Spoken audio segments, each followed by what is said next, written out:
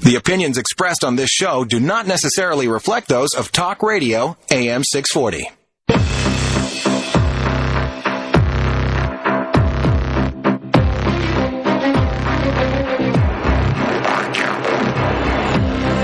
Extreme radio for extreme times. This is A View from Space with the Spaceman on Talk Radio, AM 640 and HD Radio.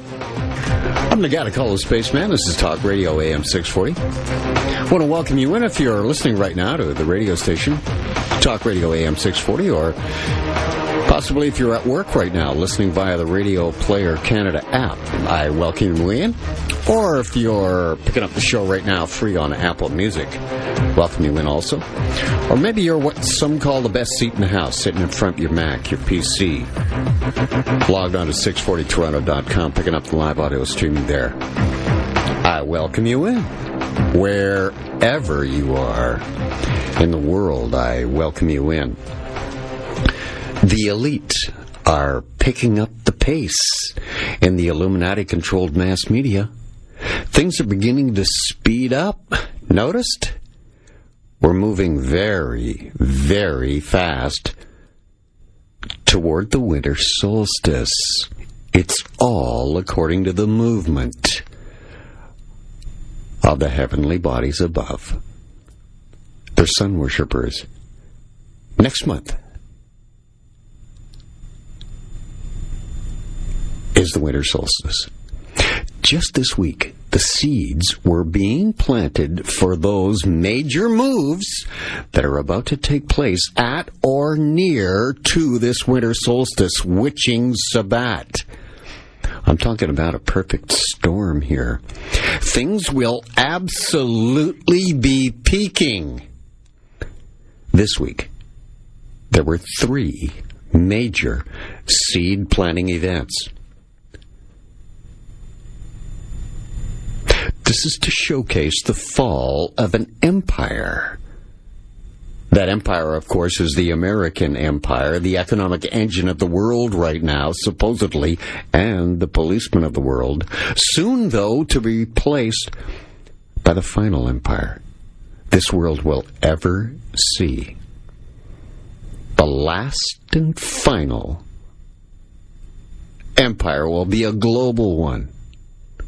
The government will be run by a kind of corporate fascist regime headed by the highest of the purest blood of Cain ranking person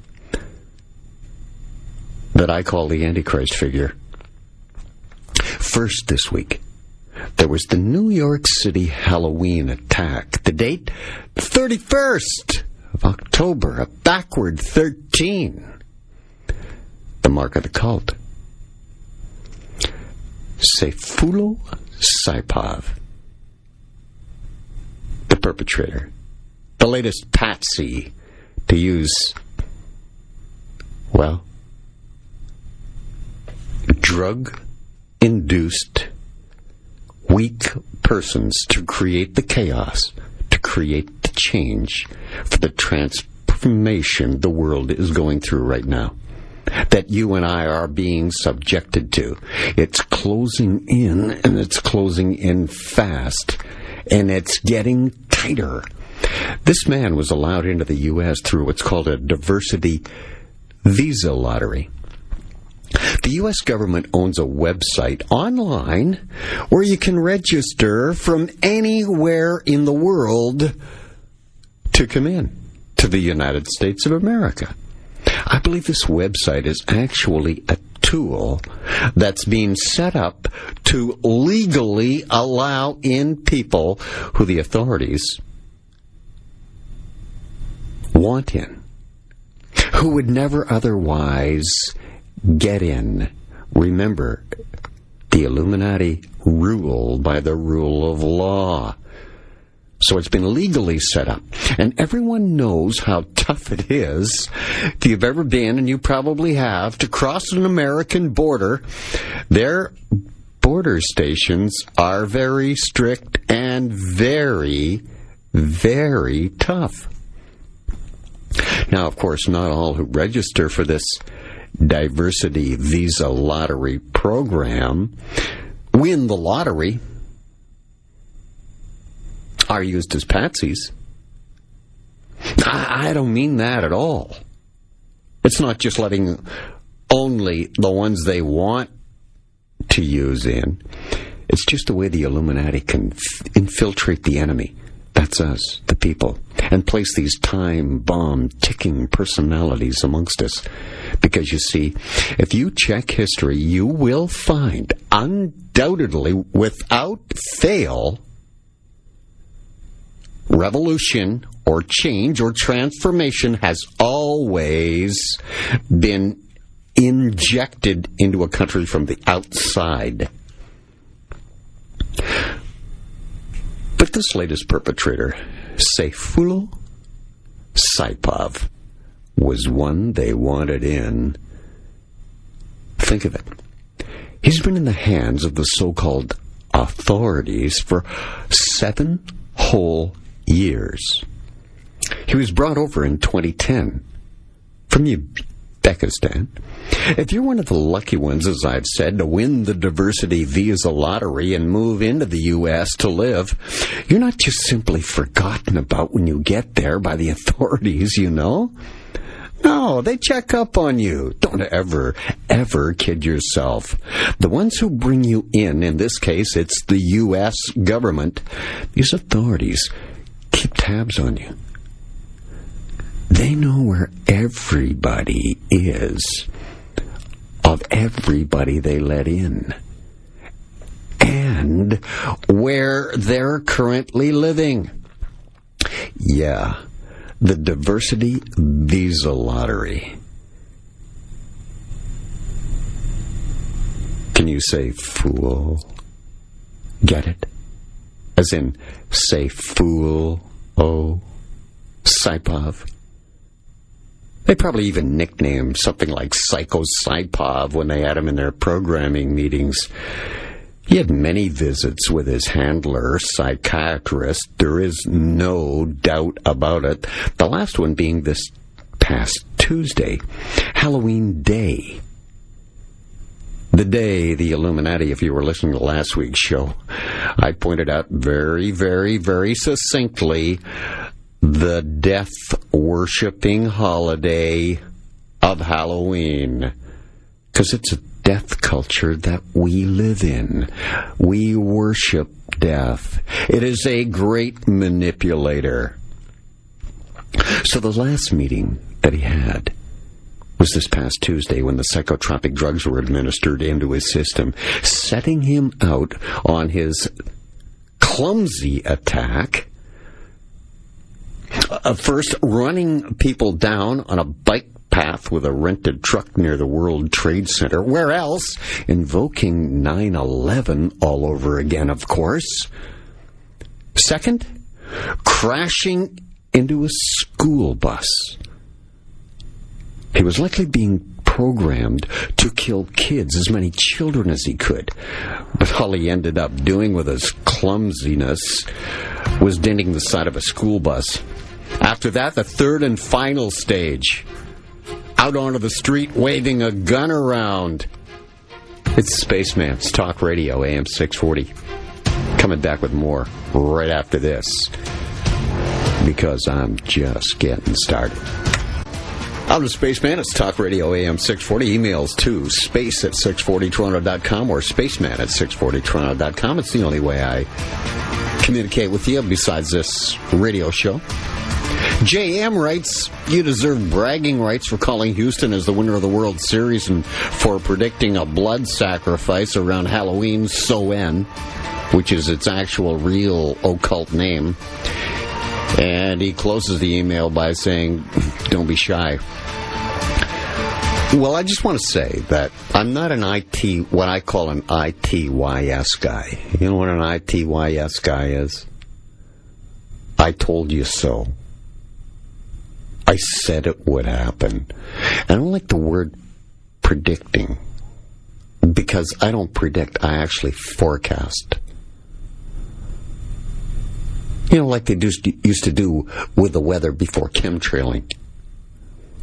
Just know exactly what systems were forming to create what kind of weather. Now it'll pop up all of a sudden with a chemtrail.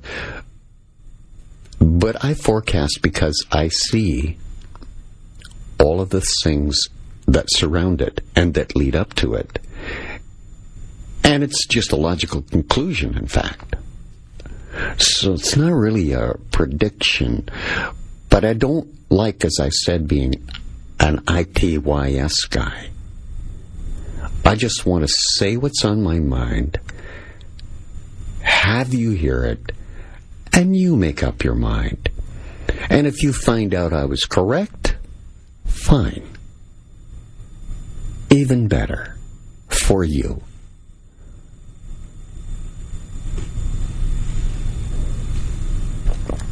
So,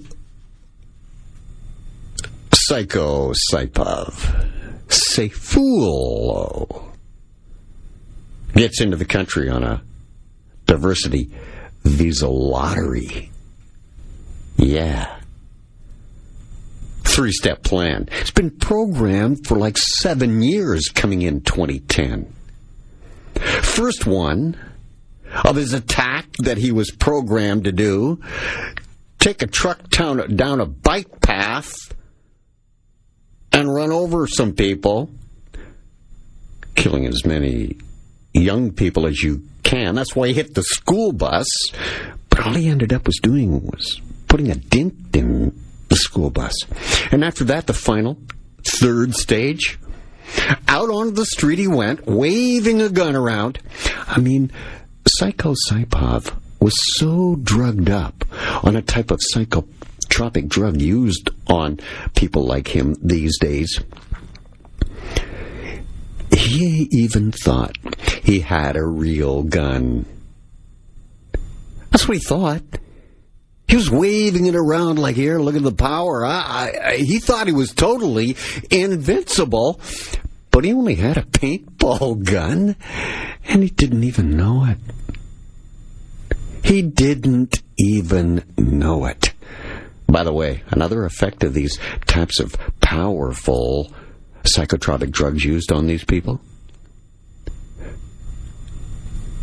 is to give the user a feeling of having absolutely no remorse, complete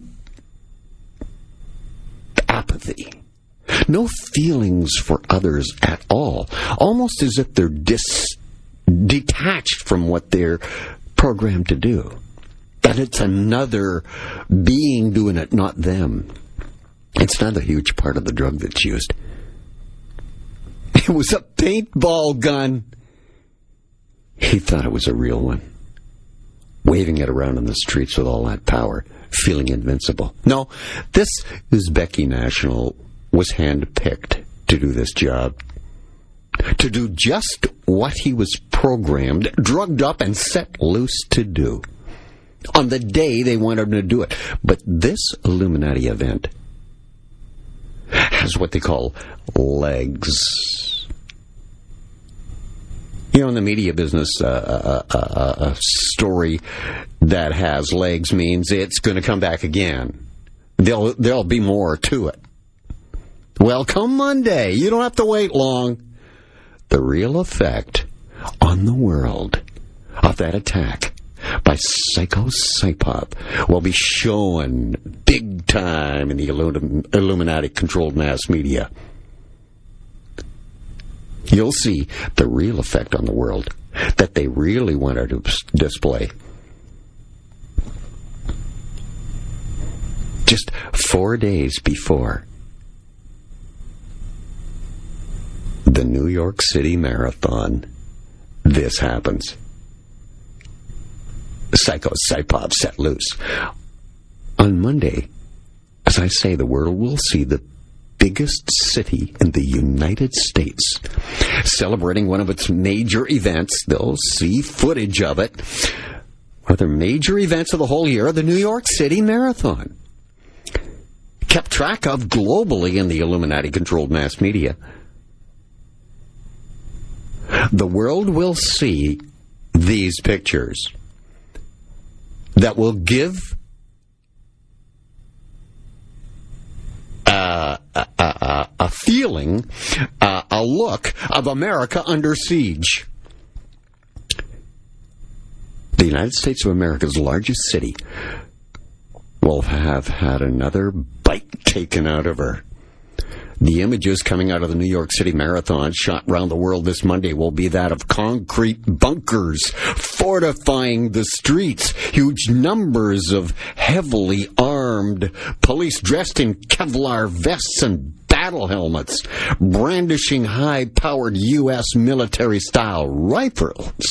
There will be hundreds of them, and there will be sharpshooters, snipers strategically placed high atop the buildings, surveying the goings-on in the streets below. You just wait and see. You'll see. This is another forecast. They'll milk this one. It'll look like the United States of America is at war at home on those pictures. And the event will be the New York City Marathon to carry this message.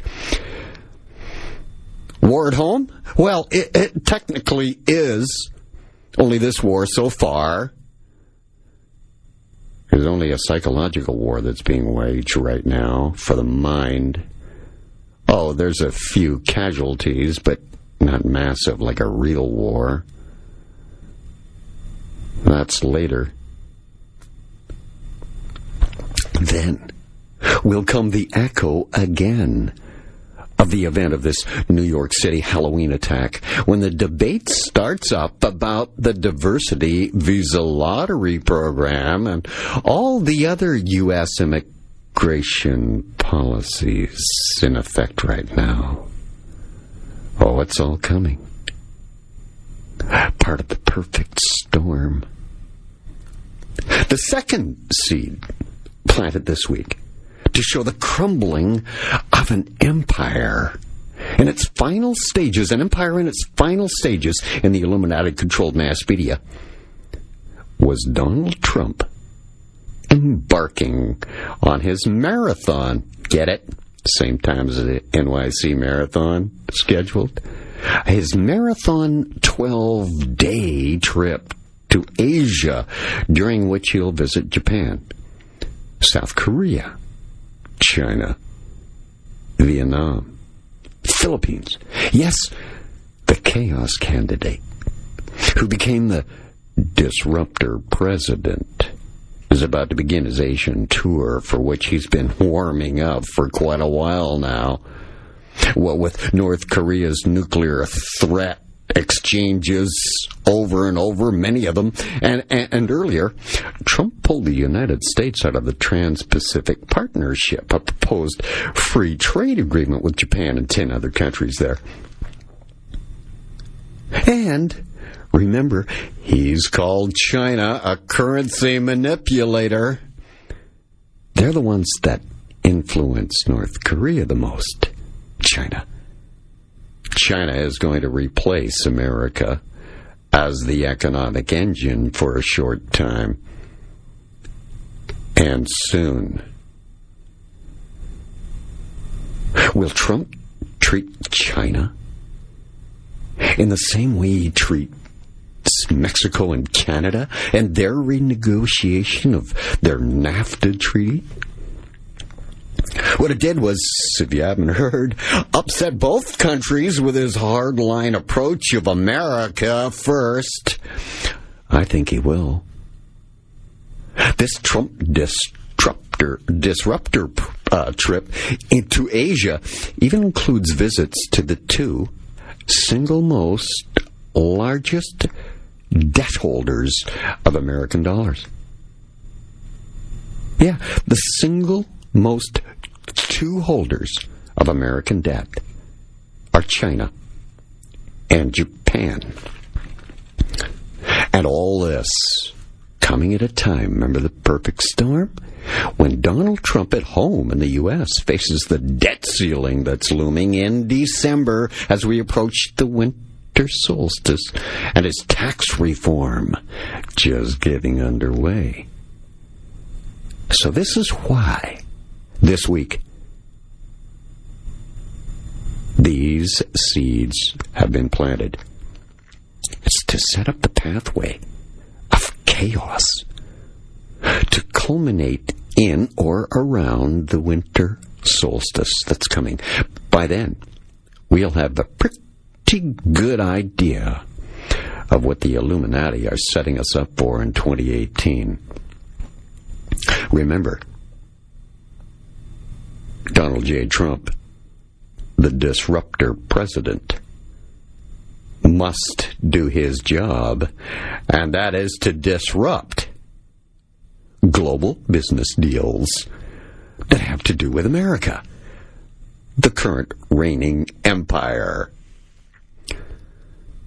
This Asia-Pacific trip is key as to what will be the message our overlords of this earth that are running this show are to send us all. The third Illuminati event this week. More evidence yet again showing the crumbling, decaying empire that is America. Remember the Illuminated ones. The Illuminati never do anything new. They just simply repeat history.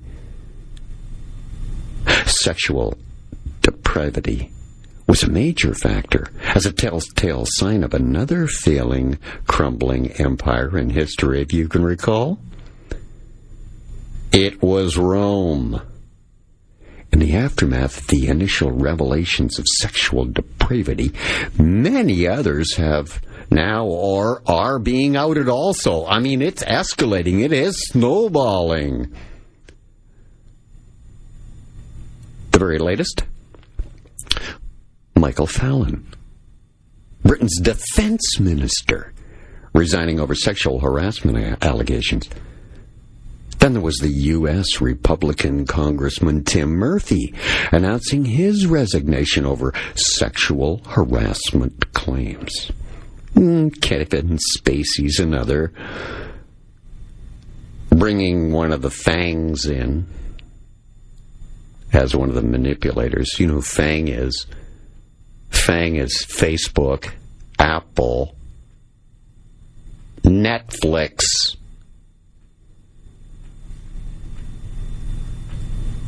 and Google. You take that A and also include Amazon.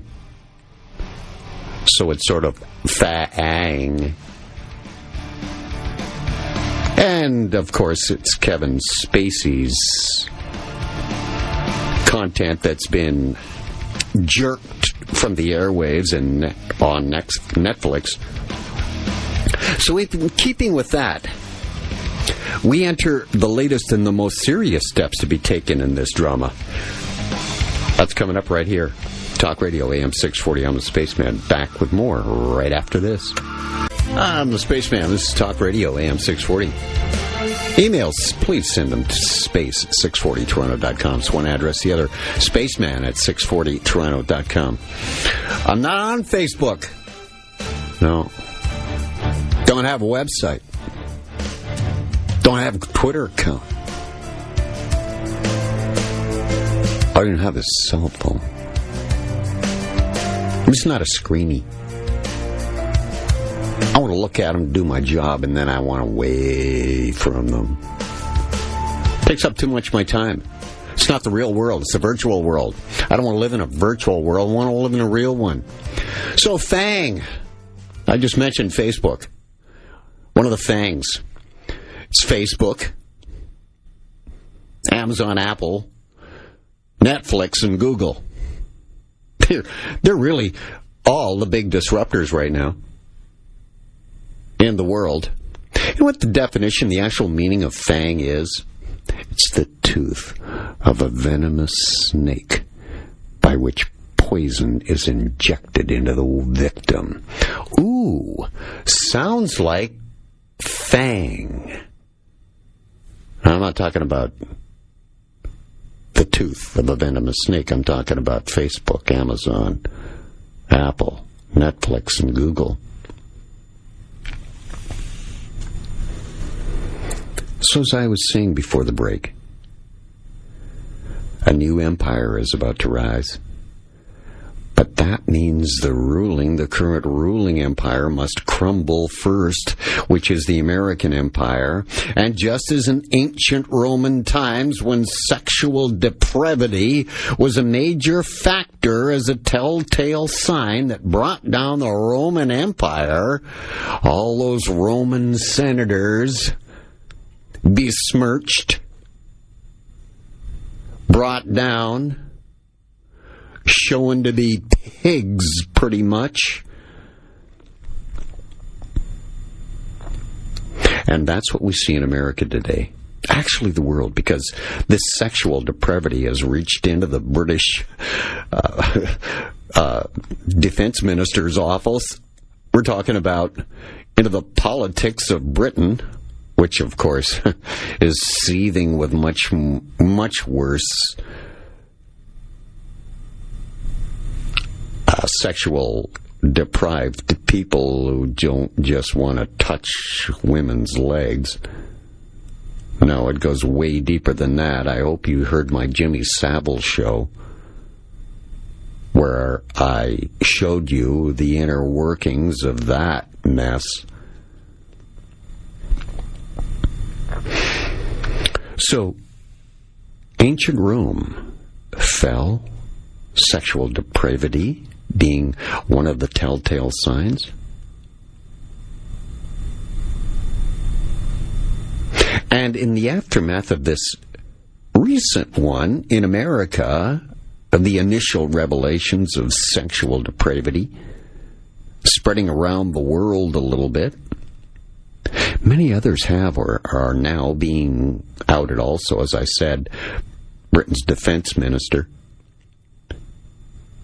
former U.S. Republican Congressman Tim Murphy, Kevin Spacey, just to name a few.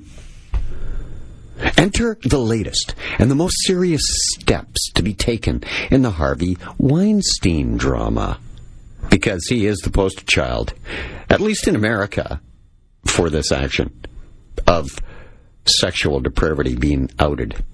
It's being revealed this week that possible rape charges are going to be brought against Harvey Weinstein. How serious? Well, a rape charge is serious enough to mean imprisonment being a possibility. Can you imagine? Harvey Weinstein is one of those ancient Roman senators who's been brought down and now must serve time in jail. Remember, it was Hurricane Harvey that wreaked havoc in America very recently, wasn't it? You think that's a coincidence for a moment? No. It was telegraphing this very event. The rape charges that possibly will stem from Harvey Weinstein's actions will be coming to a head soon, and very soon. And these charges of rape are the most serious yet for a man who was a former leader in the American empire of cinema. Like a Roman senator. Everything in America, as in the rest of the world, is about to change. And some very big changes are coming in this next quarter. Because we are witnessing the fall, not the eventual fall, the fall of an empire. First of all, if you want to understand the New World Order and what's happening to us in this world, you have to understand that the idea for this new political religious change, this transformation, the illuminated ones are forcing upon this world by creating events to create the chaos, to create the change. This New World Order dream of theirs is based totally completely on the ancient values of an old religion, their religion of sun worship. Those who lived in the third generation after the flood of Noah and their demonically instigated desire for a return to the ungodly civilization that existed before the great flood. Originally, Nimrod was the first to attempt to establish a world government, a one world government, for demonic control of all mankind, but even the snake, Lucifer's defeat, the Tower of Babel, world empires rose and fell right up until the 5th century A.D. Even before that point in history, the so-called great sages of the past and wise men who were actually believers in the occult mystery religion started prophesying of a golden age to come that would restore the earth to a state of paradise. Meaning, going back to the demonically instigated desire for that ungodly civilization that existed before the Great Flood. All of this secret knowledge brought about by the mystery religions and kept closely guarded by secret societies of occult initiates like the Kabbalists, the Gnostics, the Knights of the Templar, later Freemasons, also Rosicrucians, and many more, all of them connected in one way or another. All of this secret knowledge they'd gathered was eventually put and contrived into a definitive plan of action in a 16th century book, of all things, written by none other than Sir Francis Bacon. It was called The New Atlantis. It was the blueprint. It's the blueprint they're using today.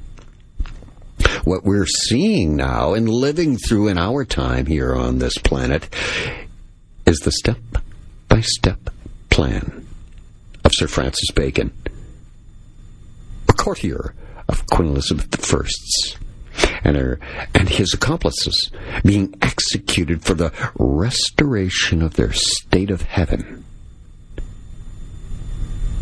right here on Earth. The plan is being executed with precision, with guile, and with accuracy, and with complete and total control of the people that are bringing it about. Bacon, Sir Francis Bacon, was able to put the theories behind the New Atlantis into action with the colonization of the New World. America! Space, back with more in a minute. Talk Radio AM 640. I'm the Spaceman. It's Talk Radio AM 640. Please direct your emails to space@640toronto.com or spaceman@640toronto.com. Guess what happened besides the Psycho Saipov attack in New York City on Halloween Day? In Chicago, October 31st, this past Tuesday, the Chicago Mercantile Exchange, which is the world's leading and most diverse derivatives marketplace, Tuesday, Halloween, October 31st, the backward 13, announced it will be launching Bitcoin futures this quarter, the fourth and final quarter of 2017. That's right. Bitcoin isn't the only cryptocurrency in the world today, you know. Not by far. But what the purpose of these many, many cryptocurrencies have been unleashed for is to undermine the currency of all nation states.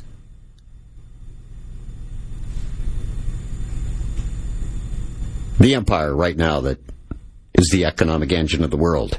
One Bitcoin equals $7,358 US.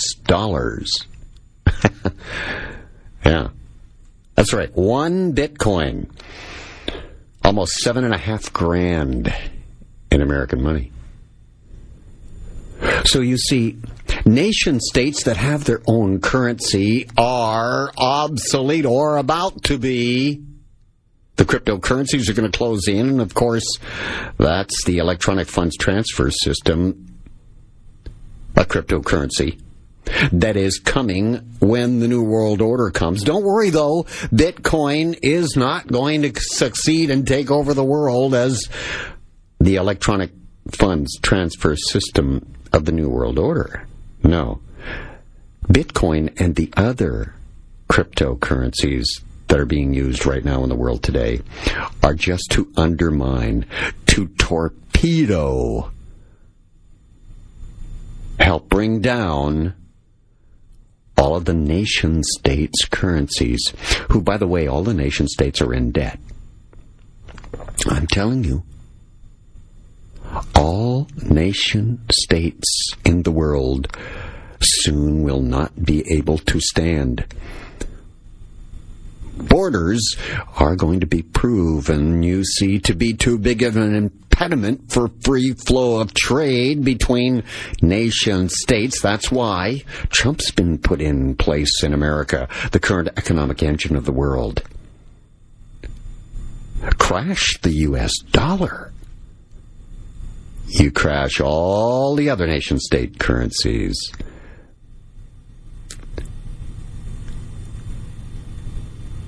But mark my words, all the world's currencies are to be gotten rid of very soon. Borders are going to be proven to be too much of a burden, and they're going to be a pain, something that needs to be removed. See, Bitcoin and all the other cryptocurrencies are global. They have no borders. There's money exchangers that make money from exchanging one currency to another currency. It's a little game they keep playing. Borders must come down. Bitcoin and the rest of the cryptocurrencies don't have borders. Borders are going to be proven to be a big, big problem. This is exactly what the Catalonian Spanish problem's actually about, borders. Catalonia wants them. Spain doesn't want them. And the EU has now been put right in the middle of it because this situation affects all of the European Union countries. So that's why Bitcoin has shot up dramatically lately, because it's all time for that perfect storm that's coming.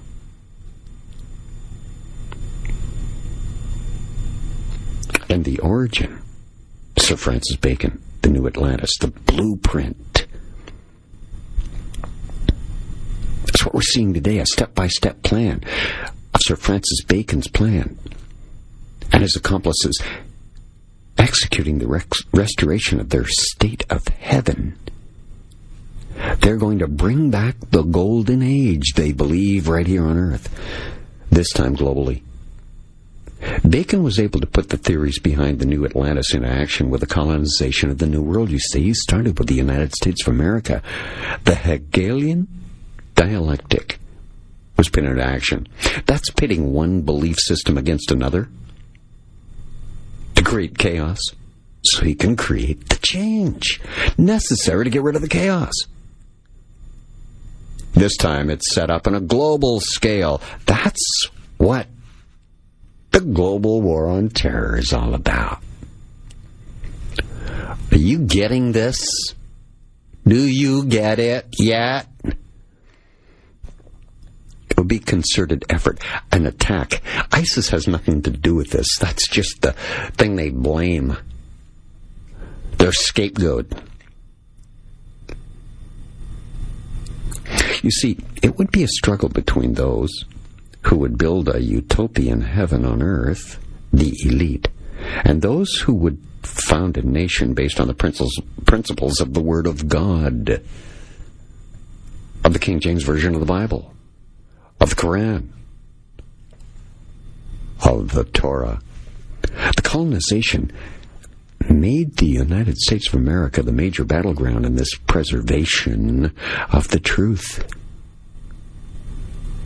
By the 20th century, occult forces worldwide became much more bold in their actions. In Alice Bailey's book, The Externalization of the Hierarchy, which, by the way, she wrote via a demonic automatic writing technique that she said her guiding spirit gave her, the demon, she even has a name for it. She wrote, 1934 marks the beginning of the organization of men and women organizing. Organizing a group. The work of a new order, with a process divined by service. The work of the brotherhood, the forces of light, as she called it. And out of the spoilization of all existing culture and civilization in its wake, the new world order will arise. These same concepts were promoted by the Illuminati in groups like the Fabian Society. The author of The War of the Worlds, H.G. Wells, was a member. He was once asked, or actually said, the organization of this, that I call the open conspiracy, which will ultimately supply teaching, coercive, and directive public services to the whole world, is the immediate task before all rational people. A planned world state is appearing at 1,000 points. A collectivist one world state or new world order comprised of socialist democracies. Nationalist individualism is the world's disease, he wrote. She wrote, the manifest necessity for some collective world control to eliminate warfare. Necessity for a collective control of the economic and biological life of all men are aspects of one and the same process, she stated. Went on to say, I propose that this be accomplished through universal law and propaganda, or education. This is propaganda. Don't you realize the danger we've now all become involved in, deeply involved in, when the leaders of the public education system buy into that occult scenario? You have children in school, they're being dumbed down. Unless you're the elite rich going to the great colleges and the prep schools that, well, have a so totally and completely different criteria, agenda teaching than what the unwashed receive. The Progressive Education Association, organized by John Dewey, the infamous father of progressive education, they called him, in 1947 addressed the teachers of the nation, calling for the establishment of a genuine world order. An order in which national sovereignty is subordinate to the world authority. An order in which world citizenship thus assumes as last equal status with national citizenship. As the old order is crumbling, there's a new and free order struggling to be born. There's a fever of nationalism, and that's not shown any more clearer than in Trump's United States of America. But the nation state is becoming less and less competent to perform its international and local political tasks. Trump getting nothing done in Congress is, well, so far the poster for that idea. These are some of the reasons pressing us to lead vigorously toward the true building of a new world order. So says John Dewey, the father of progressive education, as they called him. It's quotes like this that arouse suspicion. Even way back when, in April of 1954, when Usher Burdick, a Republican of Nebraska at the time, said to the American Congress this: Mr. Speaker, there can be no doubt that there now exists widespread understanding and agreement made between the agents of this government and the United Nations and the NATO organization. They're the guys, by the way, who sent the U.S., British, Canadian, Dutch, French, German, Italian, Australian, New Zealand, Spanish, Swedish, Romanian, Polish, Norwegian, Georgian, Hungarian, Estonian troops to Afghanistan. To do what? To start to build the foundation of a new world government and to make the United States a part of it, regardless of the constitutional laws they have in place, their traditions. But it's all going to be done in the name of peace, but it will result in the total destruction of democratic liberty. The agents representing the United States may not be deliberately trying to do this treasonable work, but the best can be said for them is that they are dupes then. How's a Republican congressman warning the world what's now here? Back in 1954. Spaceman, Talk Radio, AM 640. More next. Communicate by email, spaceman at 640toronto.com or space at 640toronto.com. 2 addresses. Take on the load, and I thank you so much for the one you've sent. This new paradigm, this new way of thinking, you know, that they're going to build a new system because the old one is failing and doesn't work anymore. There's too many problems with it. It will morph into a one-world government. And this new way, it's not really a new way, it's an old way brought back again. Because Nimrod was really the first one to have the world as they knew it then, a one-world government, one man running it all for everyone. This thinking is brought about by the Hegelian dialectical process in exactly the same way as H.G. Wells talked about. A search for sameness. The common ground that unites the group. Everybody to be one. Herd thinking, too. No one has different views of anything. You must have the same view. Oh, your favorite colors, that's different. Clothing style, that's different, but common ground that unites the group. That's why sport is used so heavily to message to the people from our elites that own those sports franchises. They get it out to all of mankind through their messaging. This is the same exact plan that was attempted by, as I said, Nimrod. The plan that God rejected. Mankind, under the direct influence and direction of Lucifer, Satan, wants to keep worship to himself.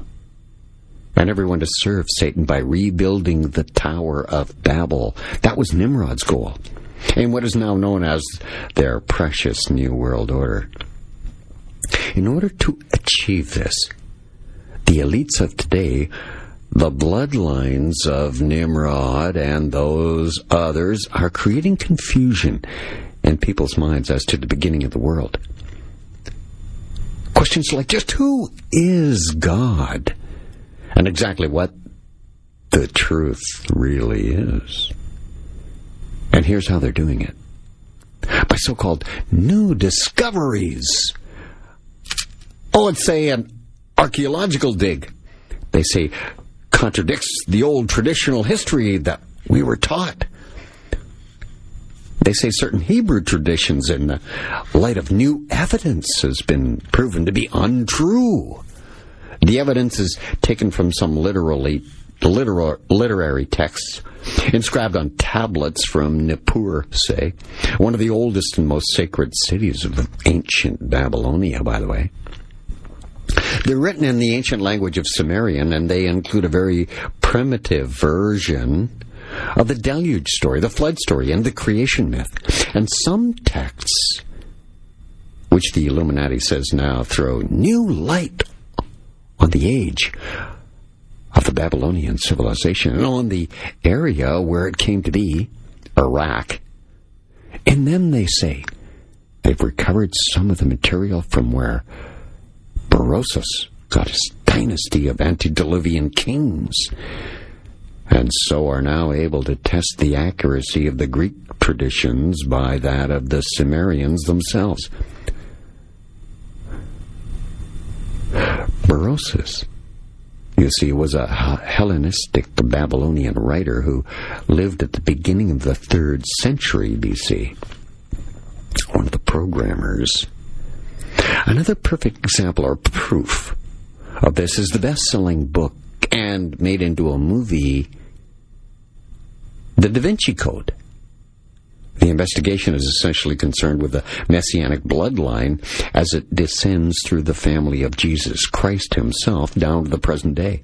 This action plan of Sir Francis Bacon, to confuse, to pit one against another's beliefs, the Hegelian dialectic to be used, chaos to create change, is also happening now as they compare the New Testament Gospels with the first-hand historical accounts of the era, as related in both the Roman and Jewish archives. First, the Roman Catholic Church was infiltrated by Freemasonry. Then they corrupted and manipulated the early records to suit its own political agenda.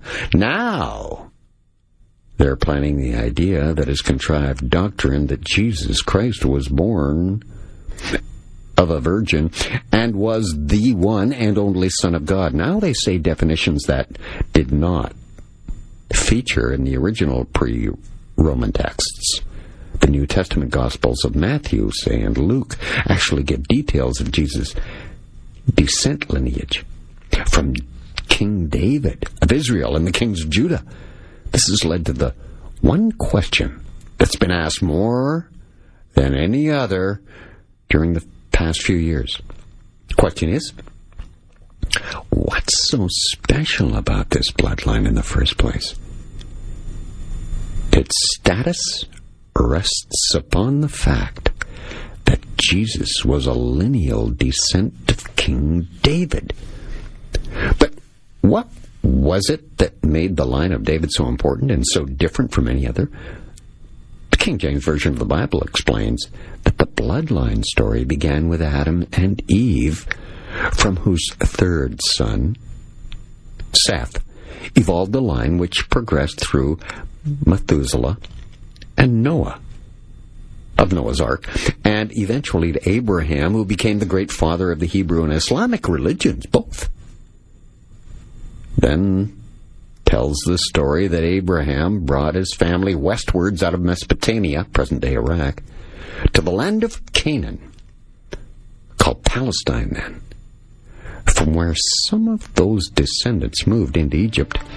After a few generations, they moved back into Canaan, where in time the eventual David of Bethlehem became king of this newly defined kingdom of Israel. It's the Spaceman. This is Talk Radio, AM 640. I continue with more right after this. It's the Spaceman, Talk Radio, AM 640. Emails to space640toronto.com or spaceman at 640toronto.com. Thanks for yours. Another thing that's just popped up in the Illuminati-controlled mass media, too, is the 100th anniversary, celebrated just this past November 2nd. Today is the 4th, just a couple of days ago. It was the day that Lord Balfour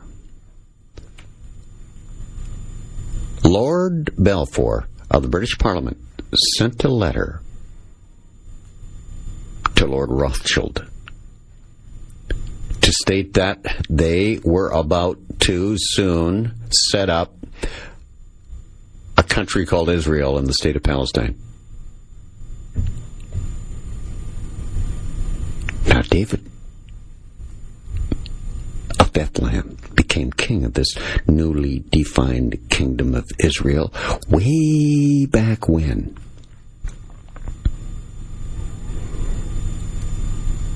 After a few generations, you see, the family of David moved back into Canaan, where, in time, became king. I believe this family, bloodline of David, connected with the royal houses of Europe and also of the Rothschilds. And I believe Mr. Kushner, Donald Trump's son-in-law, has been doing a lot of the work behind the scenes, setting up a two-state solution that's soon to be coming. I know the Middle East something is going to happen that's large, very big, coming in this winter solstice.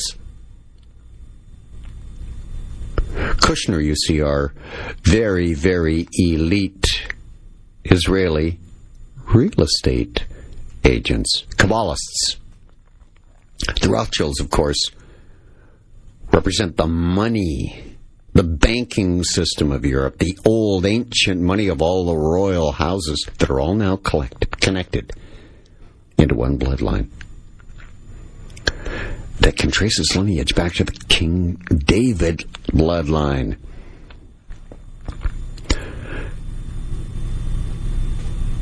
So, according to the Illuminati's latest researchers,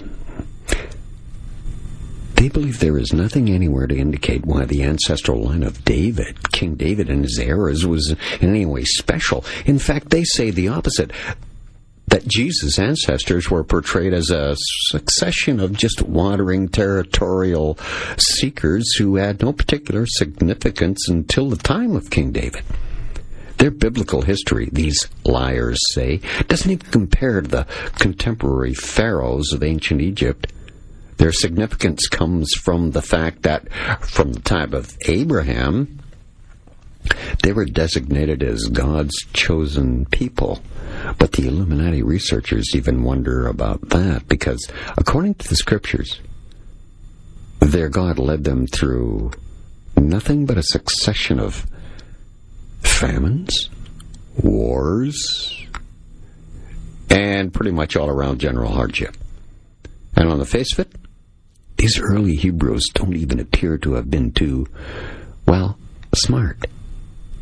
So the Illuminati say we are faced with a couple of possibilities. Either David was not of this Abrahamic succession of bloodline at all, and was simply grafted into this list by later writers, or maybe we've been presented with a very corrupted version of the family's early history.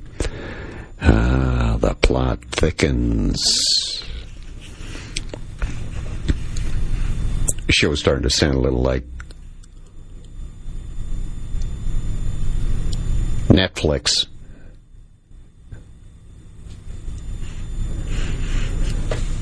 Yeah. You know the show I'm talking about. The gospel texts that have been in the public domain for centuries, they say bear little relation to the very first-hand accounts of the era.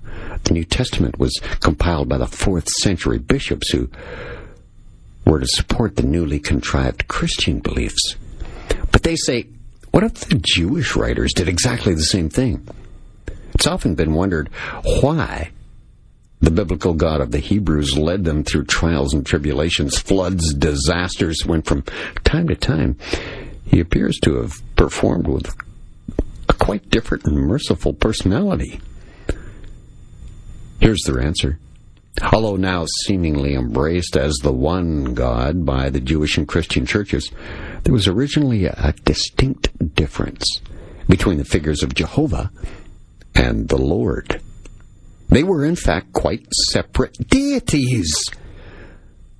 The God referred to as Jehovah was traditionally a storm god, a god of wrath and vengeance, whereas the God referred to as the Lord was a God of fertility and wisdom. So, what was the name given to the Lord in the early writings? It was quite simple. The prevailing Hebrew word for Lord, and the word was Adon. As for the apparent personal name of Jehovah, this was not used in the early days, and even the Bible, King James Version of the Bible, tells you that God of Abraham was called El Shaddai, which means lofty mountain.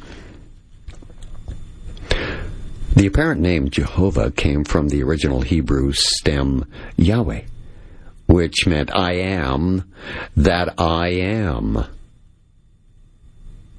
You know, that's the logo of the Invictus Games. It's said to be a statement by God to Moses on Mount Sinai, hundreds of years after the time of Abraham. Jehovah was therefore not a name at all, and early texts refer simply to El Shaddai and to his opposing counterpart, Adon. So to the Canaanites, these gods were called El Elyon and Baal, which meant precisely the same things, lofty mountain and Lord. In our modern Bibles, the definitions God and Lord are used and intermixed throughout, as if they were one and the same character, but originally the Illuminati researchers say were not. They say one was a vengeful god, a people hater, and the other was a social god, a people supporter. And they each had wives, sons, and daughters.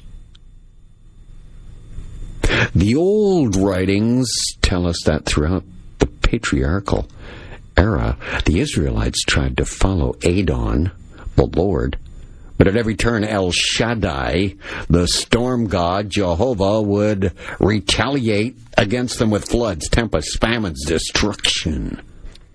Even at the very last, at around 600 BC, the King James Version of the Bible explains that Jerusalem was overthrown at Jehovah's bidding, and tens of thousands of Jews were taken into Babylonian captivity simply because their king, a descendant of King David, had erected altars worshipping Baal, Adon.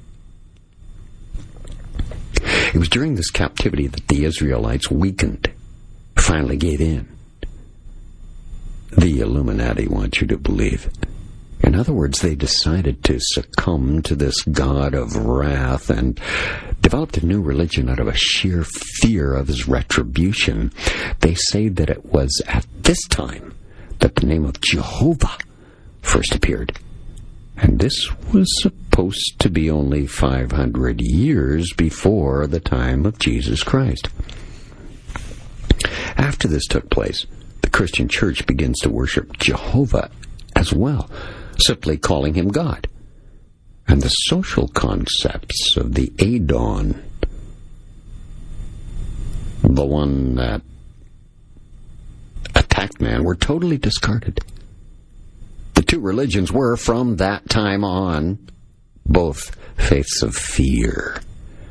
That's why even today their followers are classified as God-fearing people. So, where does that leave you?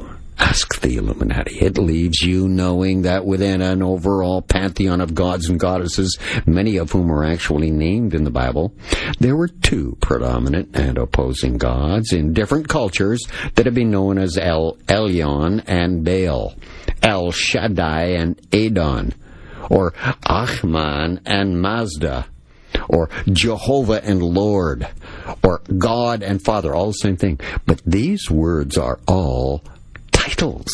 They are not personal names, say the Illuminati researchers. The new information. So, who precisely were they then? Well, to find the answer, they say, look no further than where these gods were actually operative. And the old Canaanite texts, conveniently discovered, by the way, in Syria in the 20s, tells you that their courts were in the Tigris-Euphrates Valley in Mesopotamia, in the Sumerian Eden Delta of the Persian Gulf. But what did the ancient Sumerians call these two gods then? What were their personal names? Well, we can trace the Sumerian written records back to about 3700 BC, and they tell you that the gods in question were brothers. In Sumer, the storm god, who eventually became known as Jehovah, was called Enlil, or Lukurgal, meaning ruler of the mountain. And his brother, who became Adon, the Lord, was called Enki. His name is really important to the Illuminati researcher's story because Enki, you see, means archetype. So notice the reversal. The God of the Israelites is now Enlil, the people hater, Satan, and Enki, Lucifer, is the ancient Sumerian god.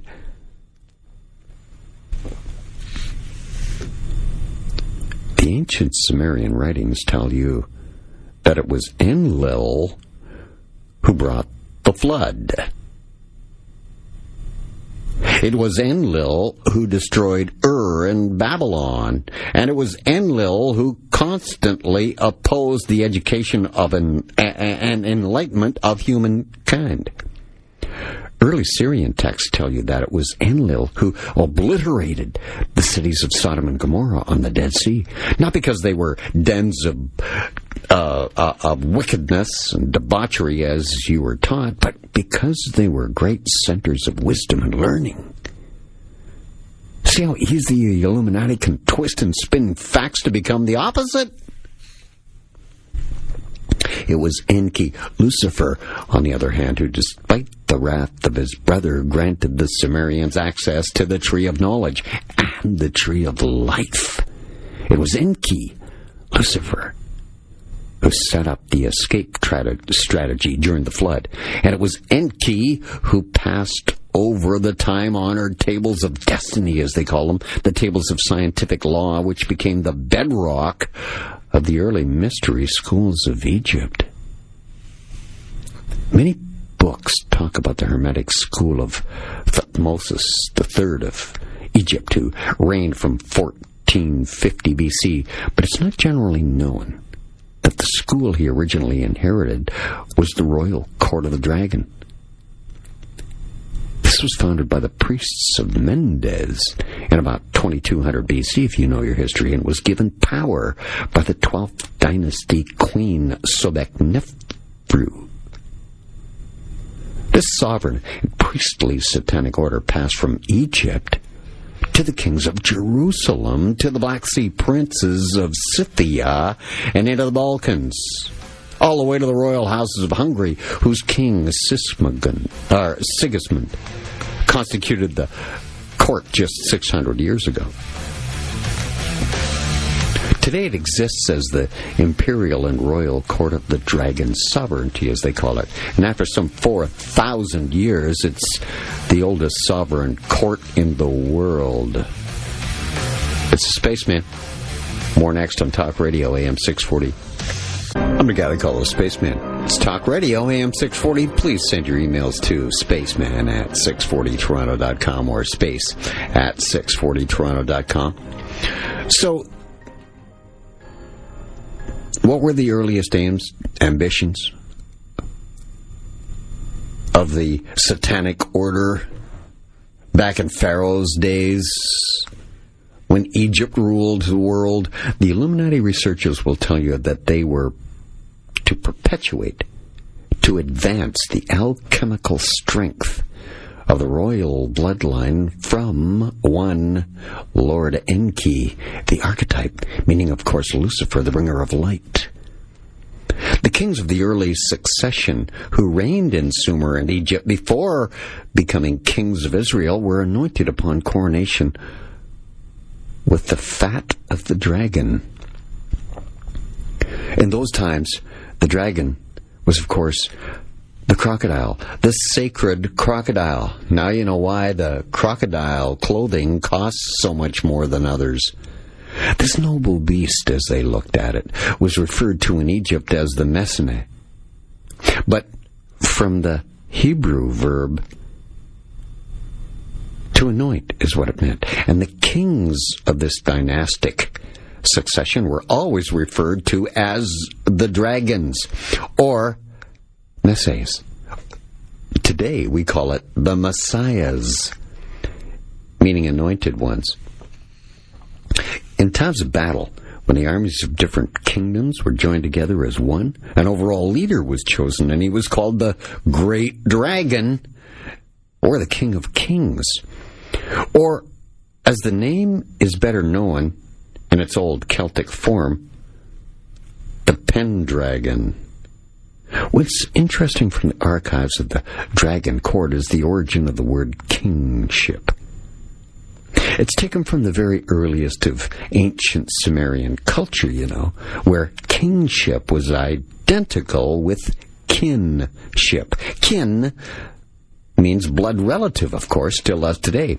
That's in its original form. Kinship actually is a derivative of Cainship. And the first king of the messianic dragon succession bloodline was the biblical Cain, head of the Sumerian house of Kish, the son of Satan. Notice this? You can immediately see the first error in the traditional Genesis story, according to the Illuminati, of course, and that they will reveal to the world soon the real truth. They will state the historical line of David and Jesus was not from Adam and Eve's son Seth at all, but that was actually from Eve's son Cain, whose recorded successors were in fact the first great kings, or Cains as they were known, of Mesopotamia and Egypt. Once that's established as truth, a couple of more features then come up. When you read the King James Version of the Bible again with this new truth in mind, we'll all tend to think of Cain as being the first son of Adam and Eve, right? But he was not. Even the book of Genesis says that he was not. And it confirms how Eve told Adam that Cain's father was the Lord.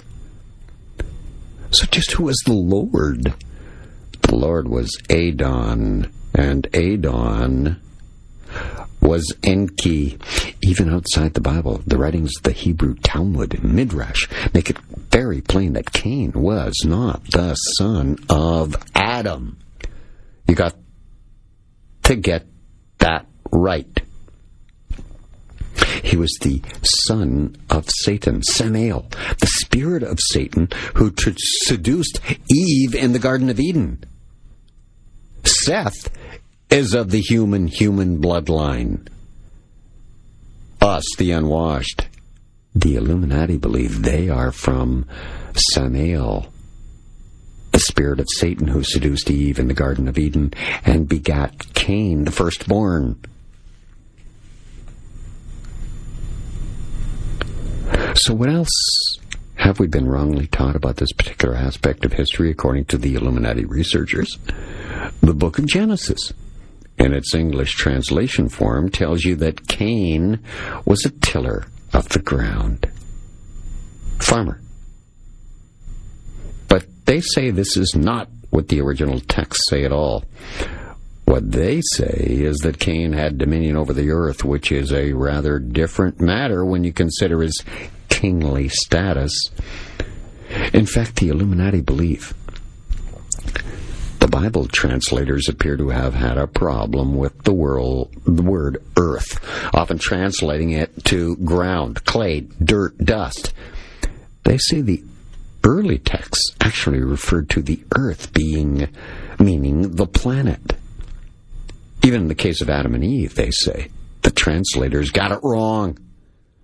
The Bible says male and female. He created them, and he called their name Adam.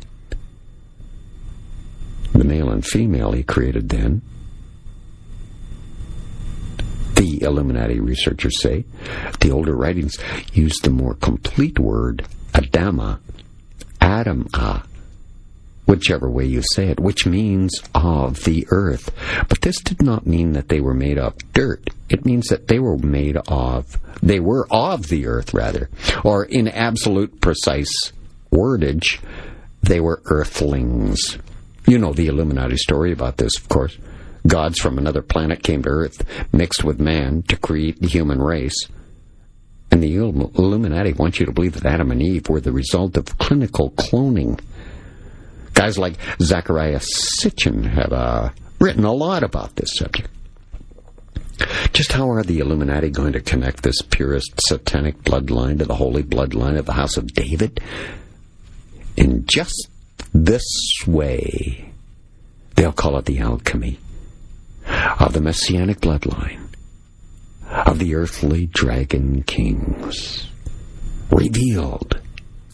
What they will say is Sumerian records state that around 6,000 years ago, Adam and Eve, known then as Ataba and Ava, and jointly as the name Adama, were purpose-bred for kingship at the house of Shimti by Enki and his sister wife Ninkurgsag.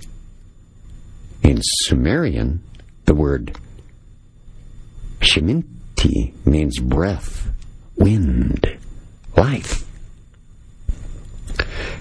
And the elites of this world will soon inform us all that Adam was certainly not the first man on earth, but he was the first of the alchemically devised kingly succession. Ninkursag was called Lady of the Embryo, or Lady of Life, and she was the surrogate mother for Ataba and Ava, who were created from human ovaries fertilized by the Lord Enki. They're going to tell you it was because of Ninkursag's title, Lady of Life, that Ava was later given the same title by the Hebrews. After that, the name Ava, or Eve, was said to mean life, creating an interesting parallel here. Because in Sumerian, the distinction Lady of Life was Ninte. Nin meaning lady, and Te meaning life.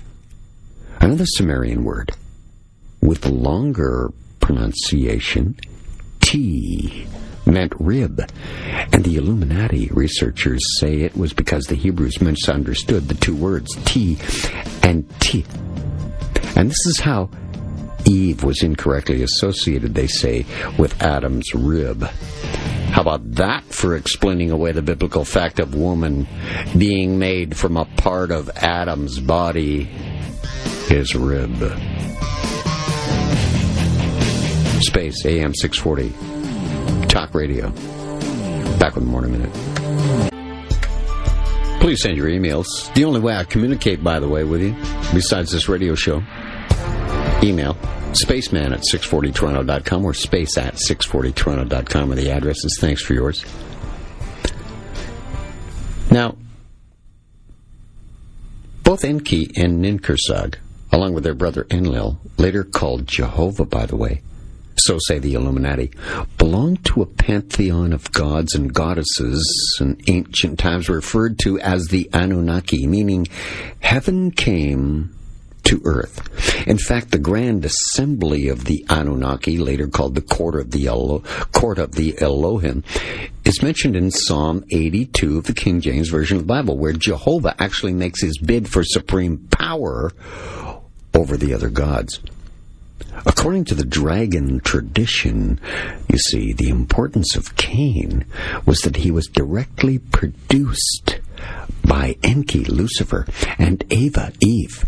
So, half God, half man, believe the Illuminati are those of the bloodline of Cain, because Lucifer was never a man, but a spirit. And the spirit of Samael seduced Eve in the Garden of Eden. And out of that union came Cain. Half God, spirit. Half man, Eve. So his blood was 3/4 Anunnaki. His half-brothers Hevel and Satanael, better known as Abel and Seth, were less than half Anunnaki blood, being the offspring of Ataba and Eva, Adam and Eve. Cain's Anunnaki blood was so advanced that it was said that his brother Abel's blood was earthbound by comparison. Cain, it was said in the scriptures, rose far above Abel, so that his brother's blood was swallowed into the ground. But this original description, thoroughly mistranslated by the modern Bible. And we are now told that Cain rose up against Abel and spilled his blood upon the ground. The Illuminati-controlled researchers say that this is not the same thing at all. Now let me direct your attention to the oldest grant of arms in sovereign history. A grant of arms which represents the Illuminati's messianic dragon bloodline for all time.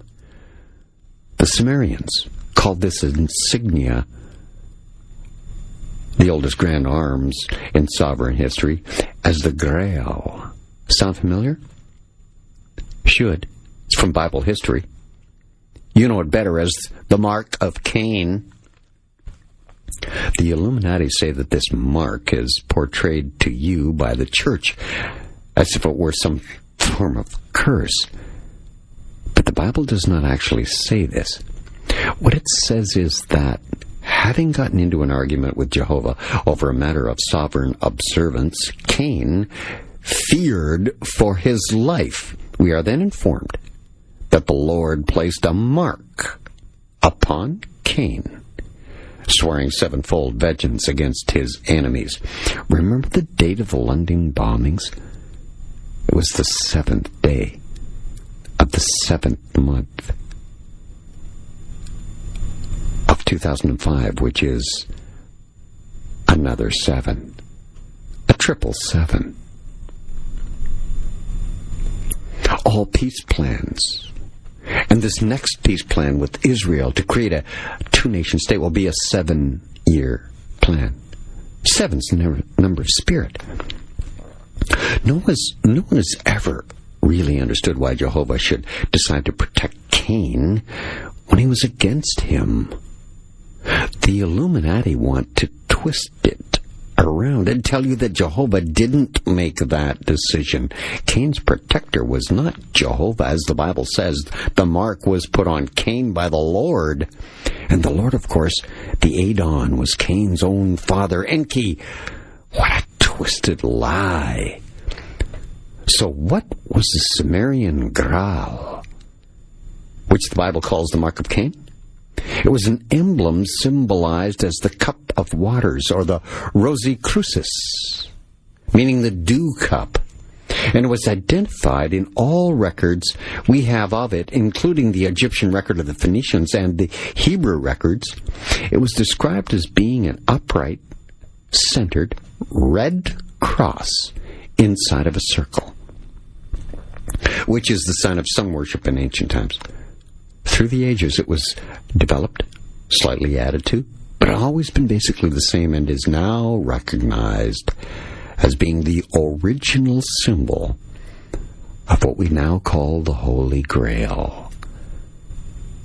And as you know, in all the movies you've probably watched, you know what I'm talking about, the Holy Grail, which I believe is an actual person. Not a cup at all. As I say, it's a cup that blood was collected into from Jesus at the cross, dying on the cross.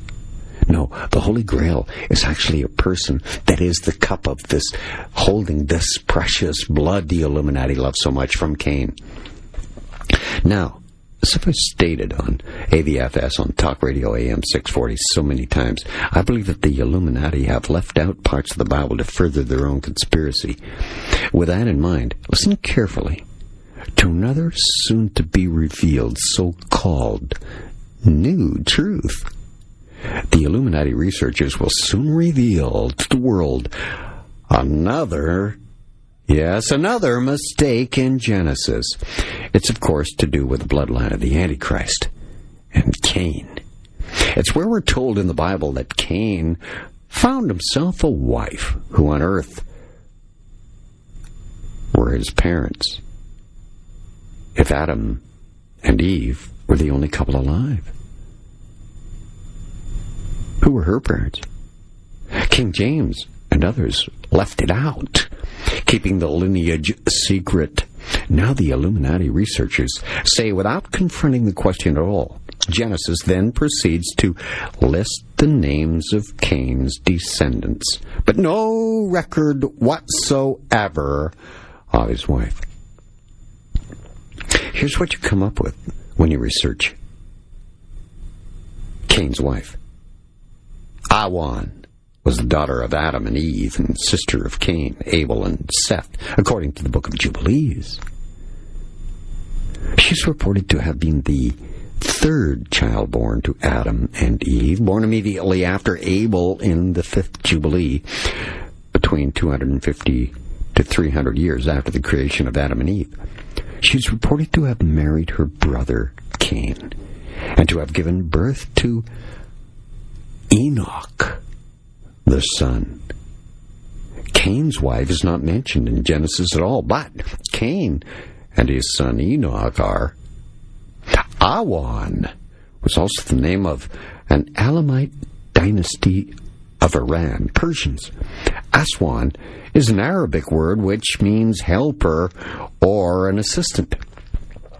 Awan is a South Asian tribe, too, of Arab and disputed origin, living basically in western and central parts of Pakistan's province of Punjab.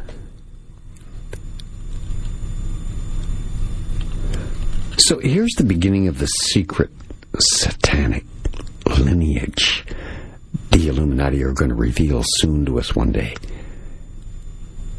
as the Antichrist will be of this bloodline. The succession from Cain, married to his half-sister, a pure-bred Anunnaki princess, Luluwa, her name. Her father was Enki, and her mother was Lilith, a granddaughter of Enlil. Although not given the name of Cain's wife, the Bible does name their younger son Enoch, while the Sumerian records cite this eldest son and kingly successor Atun, who is perhaps better known as King Etana of Kish. Now, Etana was said to have walked with the gods and to have been fed from the plant of birth, meaning the tree of life, as it's called in Genesis. After that, the kings of this line were designated as being the twigs of the tree. And the ancient word for twig was clone. You're kidding me. Space, you're kidding me. No. Clone. In later times, this plant or tree was redefined as a vine. And so the Grail, the vine, and the Messianic blood line became known as in the literature as one in the ages as they progressed. The 13th god of the Sumerian dynasty ruling the city of Kish, Cain, is the father of all cities. He was appointed by Anu himself. Etana had no son and prayed daily to Shamash, the sun god, to grant him a child. Shamash directed him to an eagle caught in a pit where it had been trapped by a serpent, having eaten the young of the snake. Etana then frees the eagle, who, in gratitude, carried the king on his back to heaven, all the way to heaven. Upon his arrival in heaven, Etana was brought to the throne of Ishtar, where he begged the goddess for a son, since his queen was barren. She gave him the plant of birth, which he had to eat together with his wife. Little else is known of this story, but the plant was probably successful, because we know from history that Etana had a son. However, there is an alternative story where Etana Etana released the eagle, which gratefully carried the king towards heaven, but the eagle was unequal to the task, faltered, plummeted towards the earth, carrying Etana to his death. Now you know why all of the great former empires of the world have had the eagle as their symbol. It's Spaceman's Talk Radio, AM 640. When I got a call of Spaceman, this is Talk Radio, AM 640. The show is AVFS. I communicate by email only. Spaceman at 640toronto.com or space640toronto.com are the two addresses I use. Thanks for the one that you've sent me. I really appreciate it. Way back when, earliest of times, just after the Garden of Eden, Cain is born, Seth is born. But where Cain's wife came from is not mentioned in the Bible. Had to have been a sister. That's what the royals do today. They marry within the family to keep the power and keep the blood, the most important, pure. Because of this incestuous breeding, that's why there's been a lot of billions and maybe trillions of dollars put into genetics research, DNA, because they're looking for ways on how to gene splice and keep healthy and still be incestuous. The satanic, kingly succession, was specifically being nurtured for occult leadership, this incestuous breeding, and to be the possessors of all aspects of secret knowledge, all of the wisdom and all of the intuition and all of the power in the world. They were bred to be highly advanced against their earthly contemporaries. Seth's bloodline, human.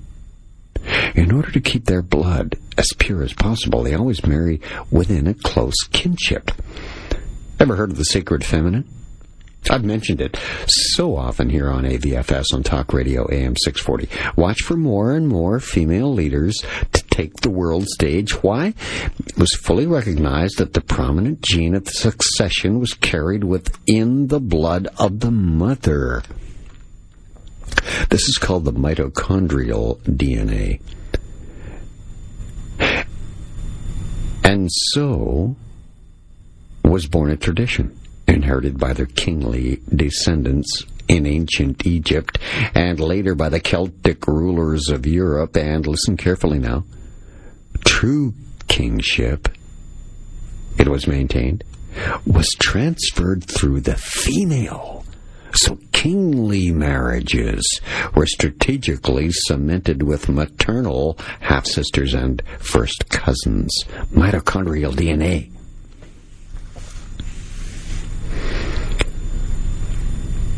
Remember the Hollywood actors Tom Cruise, Katie Holmes, now split, high-profile pair? Had a baby girl they named Suri, remember? Part of the news story when it happened. In 2006, a spokesman said the couple joyously welcomed Suri, who weighed in at 7 pounds, 7 ounces, and measured 20 inches. He added both mother and daughter are doing well. A statement said the name Suri had its origins in Hebrew, meaning princess, or in Persian, meaning red rose. Tom Cruise claimed that he was planning to eat his baby's placenta, if you'll recall. He told GQ magazine, "I'm going to eat the placenta. I thought that would be good. Very nutritious. I'm going to eat the cord and the placenta right there." I picked up on that back in 2006. I did some research to learn how the kingly succession was orally fed with bodily supplements from the early days. This practice continued for more than 1,000 years until the nourishment program became wholly scientific and wholly alchemical. alchemical. Before getting into the detail of this so-called kingly diet, the Illuminati want you to be so confused as to why their all-important royal bloodline, which progressed from Cain and his sons, were strategically ignored by the Hebrews and the Christian Church. They'll soon reveal to you, though, that it was a parallel junior line from Adam's son Seth that was chosen instead of Cain's bloodline. Why was it that the immediate Cainite dynasty was eventually shunned by the fearful disciples of Enlil Jehovah? Remember that Jehovah, according to the satanic researchers, was the people-hater god, the god of storms, the god who wanted to keep knowledge from man. In the Old Testament book of Genesis, the lines of descent are given from Cain and from his half-brother Seth. But it's interesting that through the early generations, I call him half-brother because, you see, Adam's father was Satan. Seth's father was Adam, both coming through Eve. But it's interesting that through the early generations, the names detailed in each list are pretty much the same. They're just listed in a different order. There's Enoch, Yared, Mahalil, Methuselah, Lamech. Because of this, the Illuminati believe that the line from Seth down from Lamech's son Noah was not very cleverly contrived by the Bible's writers so as to avoid showing the true descent from Cain to the time of Noah. They say, if that was true, then something must have occurred during the lifetime of Noah to cause the ancestral story to be hidden from the writers of the Bible. They say the answer is to be found in the Bible itself. At that stage in a family's history, the vengeful god Enlil, or Jehovah, apparently warned Noah and his sons against the ingestion of blood. That's why I told you the Tom Cat story in Surrey. Eating the placenta and the cord, ingesting blood, an edict which became expressly important to the later Jewish way of life. It's become a long, customary Jewish practice to hang meat for bloodletting before they cook it and eat it. But they say in Christianity that religion is especially concerned with the symbolic drinking of blood. Yeah. In the Christian tradition, it's a custom to take communion, the communion sacrament, at the Mass, where wine is drunk from the sacred cup, symbolically representing what?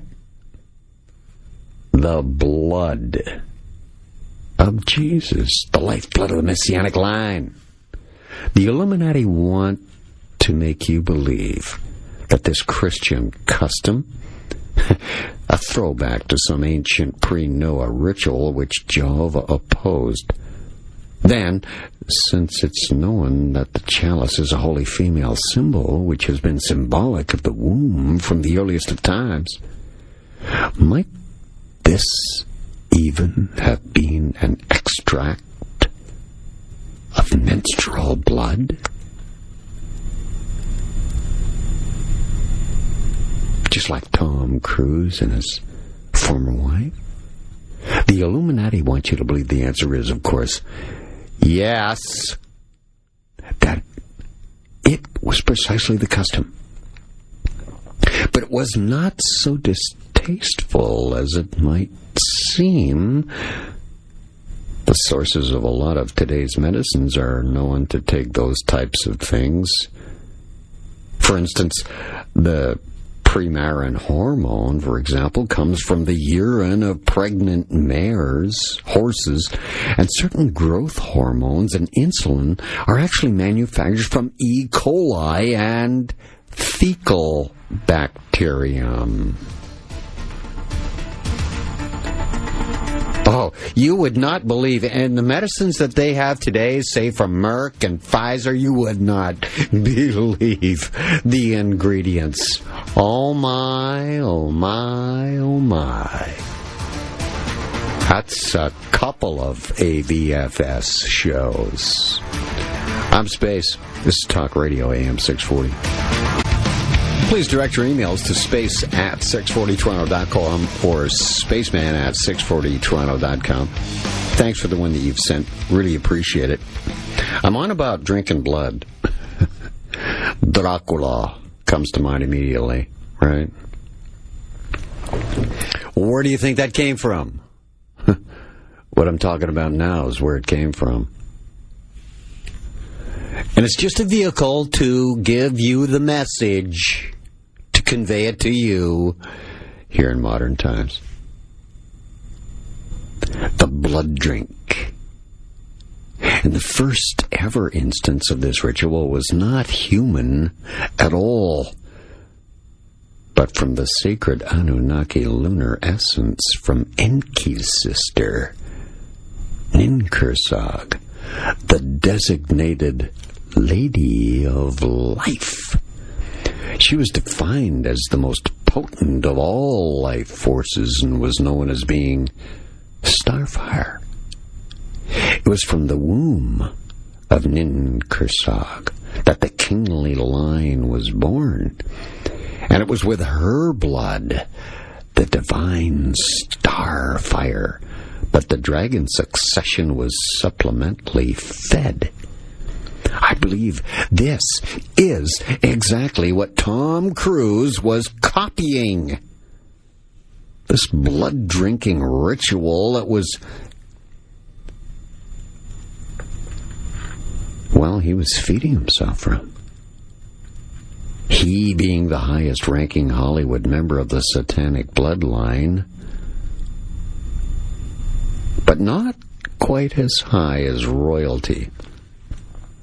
You see, I believe Tom Cruise, who is a Scientologist, L. Ron Hubbard was the founder. I believe it was the frozen sperm of L. Ron Hubbard himself that gave life to Tom Cruise. That's how that bloodline is kept so tight. And in Scientology, of course, it's all about who you are.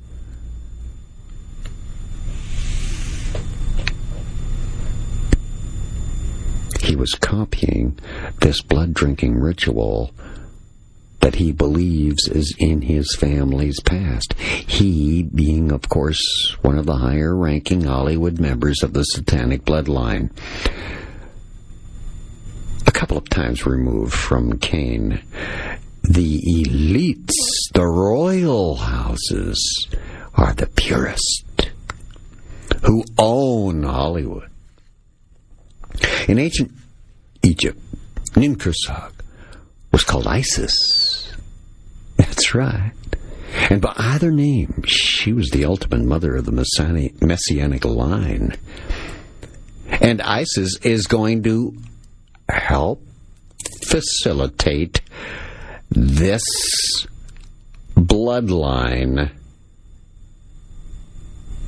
to form their one world government. Starting to make a little sense to you?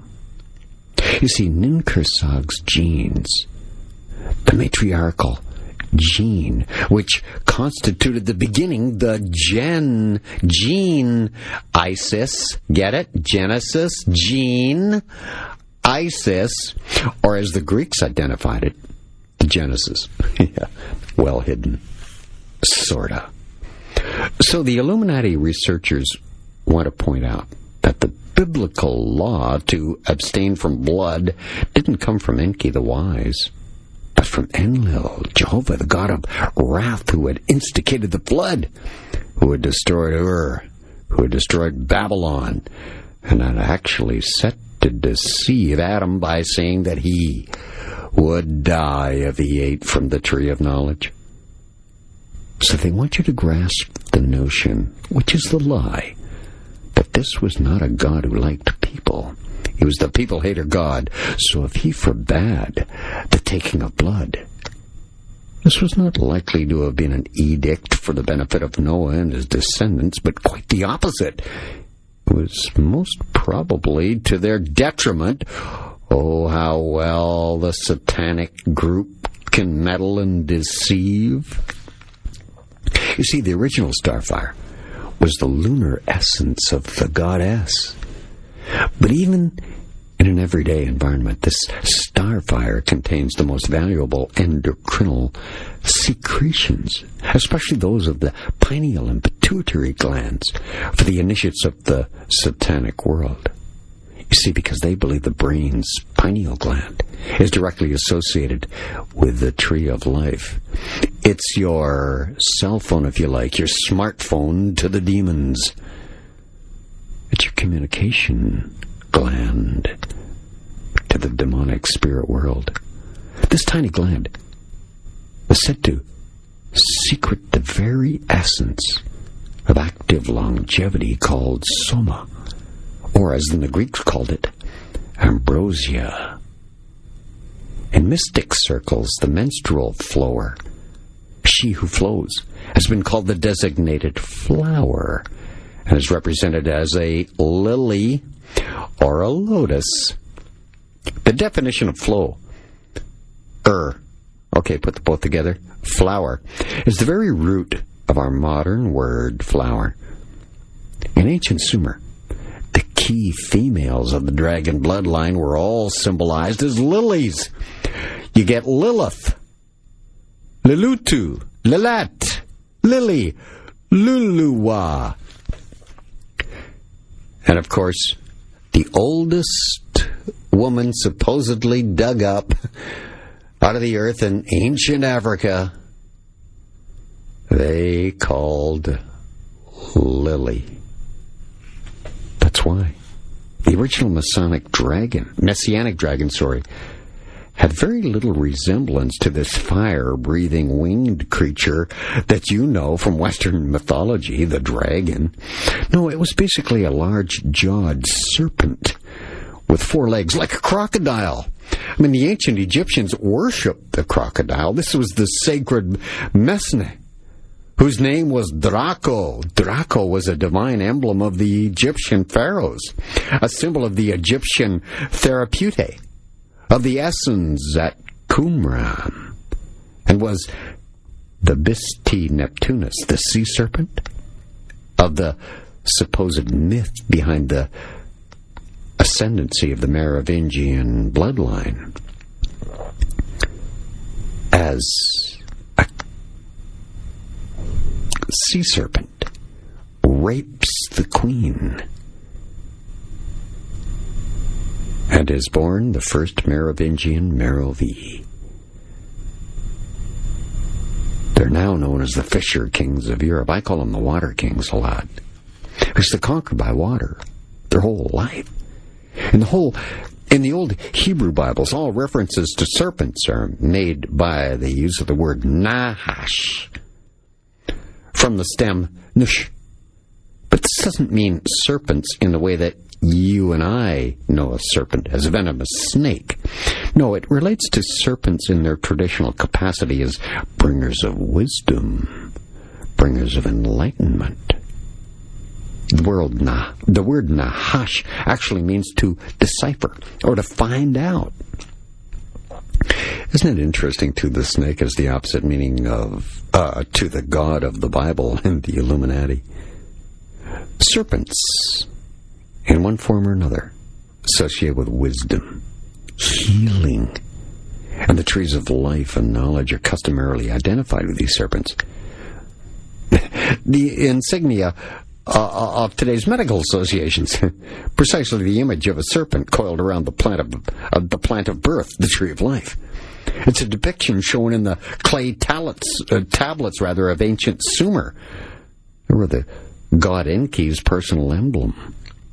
Remember Enki, according to the Illuminati researchers, the god of enlightenment, the people lover god. This really is fascinating. Another common emblem for medical organizations has two coiled snakes spiraling around the winged caduceus of Hermes, the magician of ancient Egypt. In these instances, the true symbolism of the starfire ritual is actually conveyed, and this symbol can be traced back to the very origins of the alchemical mystery schools. After all, it was the Egyptian pharaohs who invented the pharmaceutical industry as we know it today. Chem, it was called.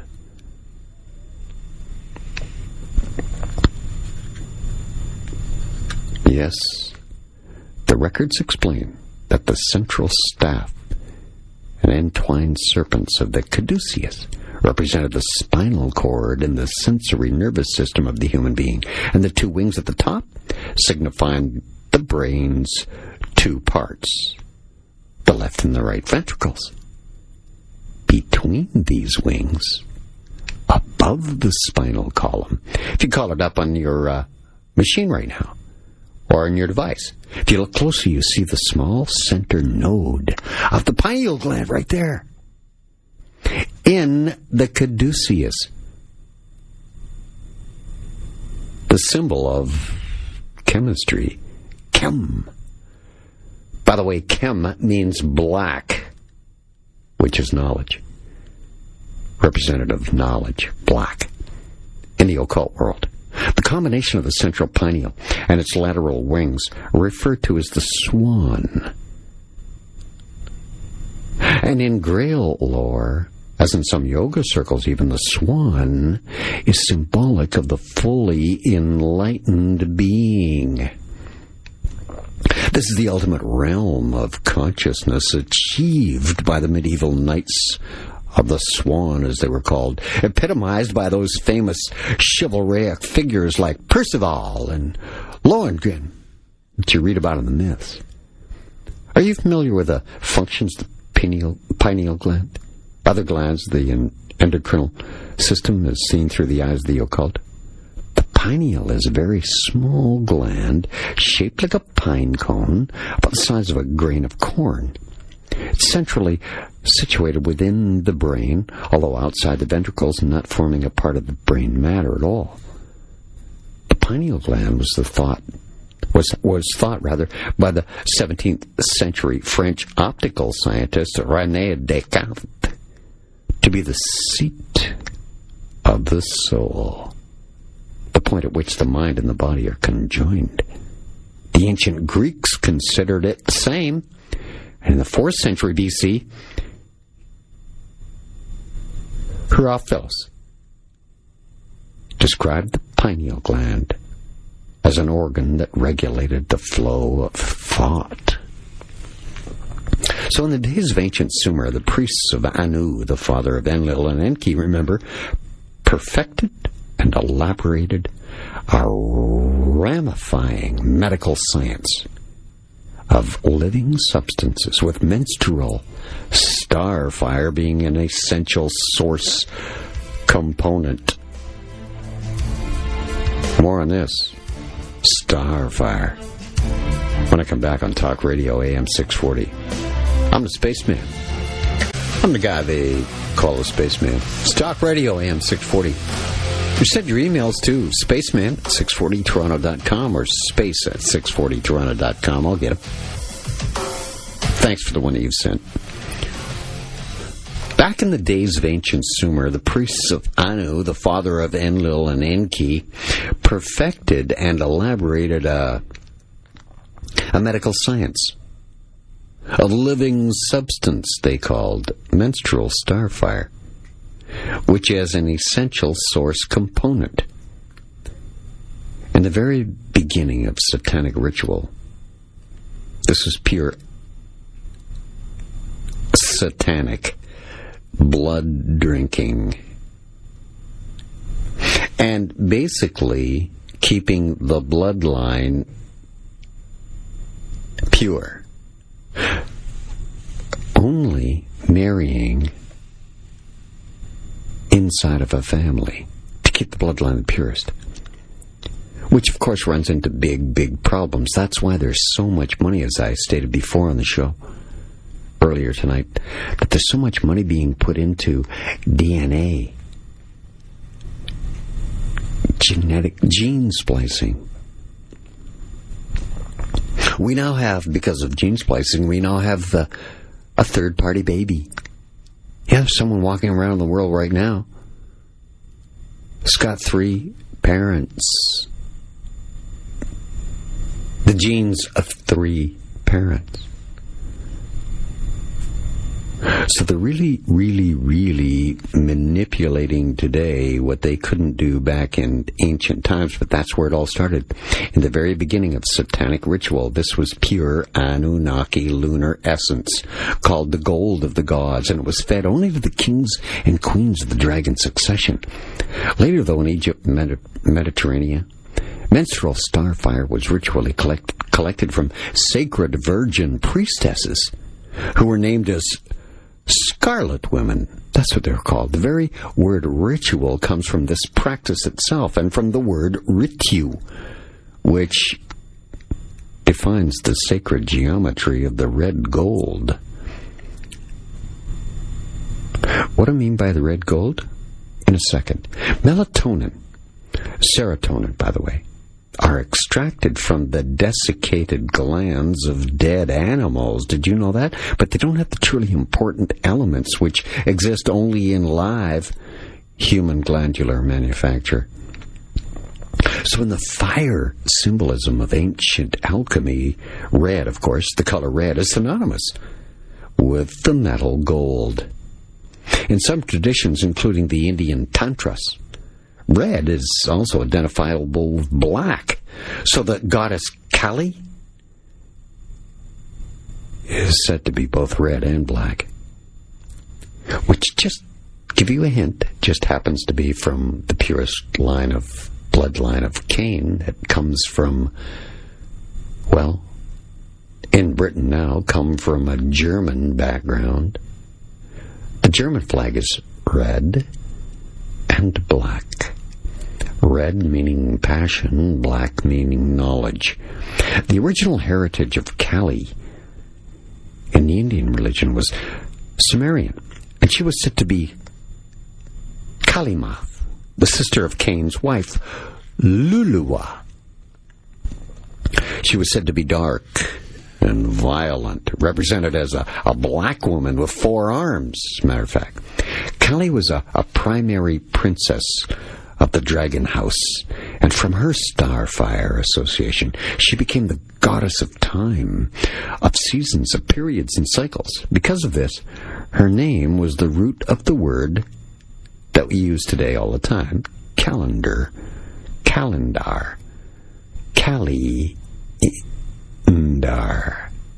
which is concerned with the divisions of seasonal time. So, in the early days, the metals of the alchemists were not common metals, but living essences. The ancient mysteries were of a physical, not a metaphysical nature at all.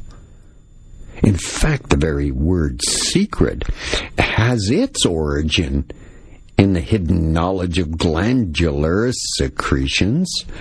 Truth was the ritu, you see. The redness or blackness. And from the word ritu comes not only the word ritual, but also the words right, root, red.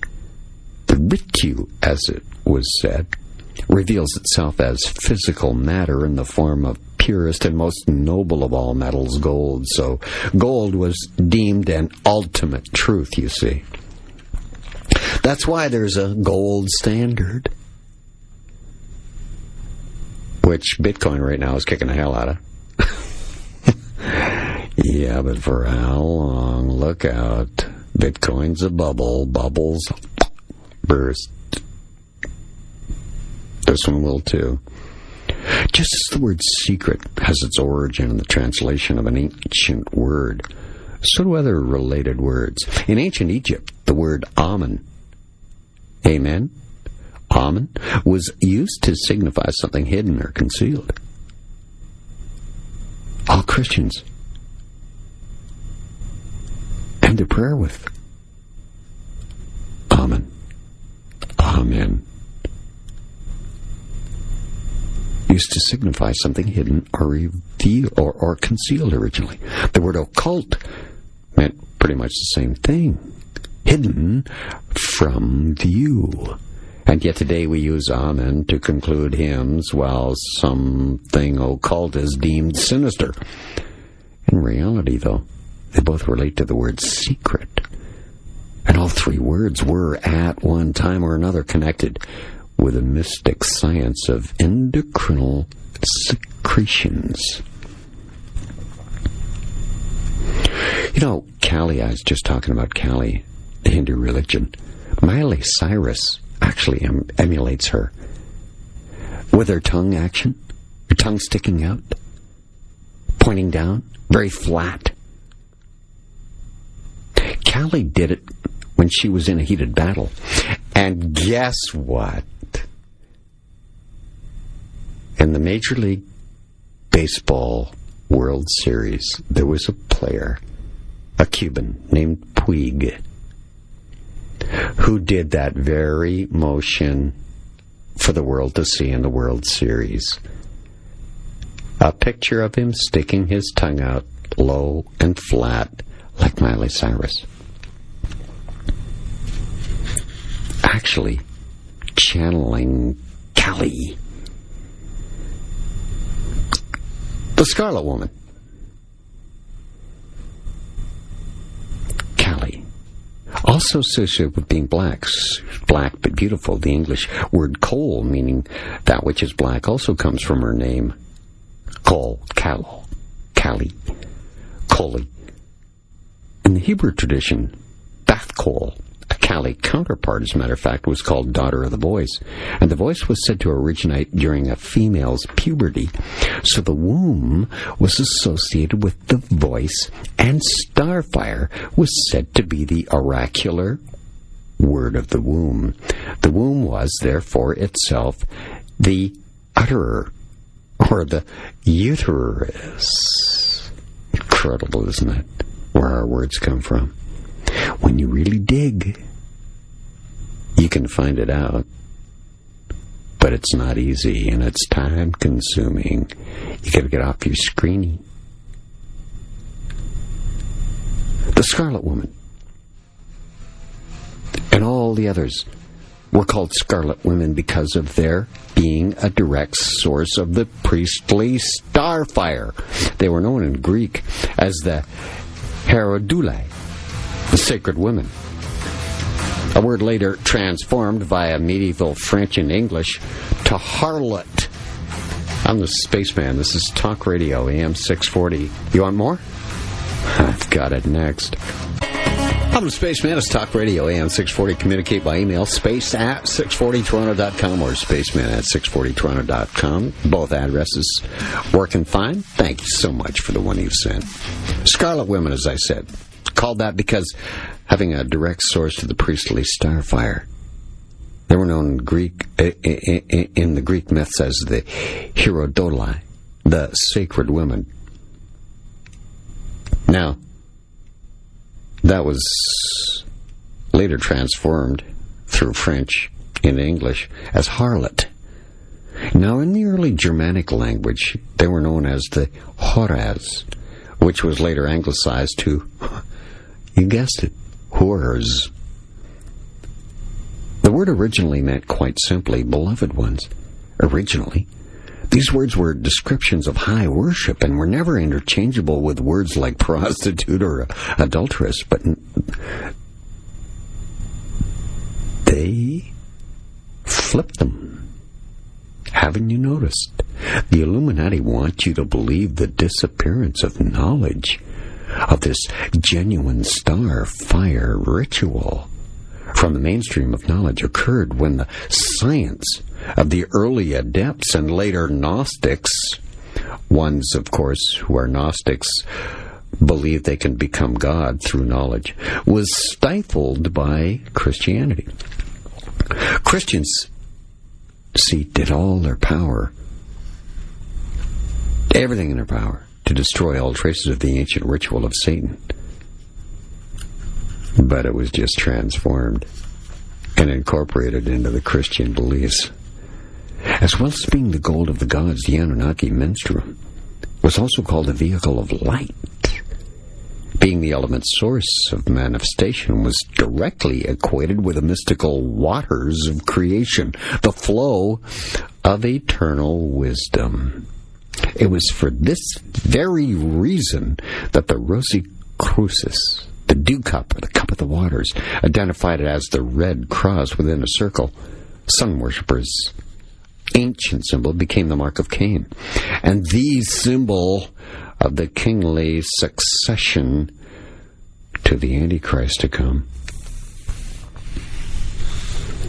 It was all this concept of being, or of self-completeness, which man is God, which posed the ultimate problem for Enlil, Jehovah.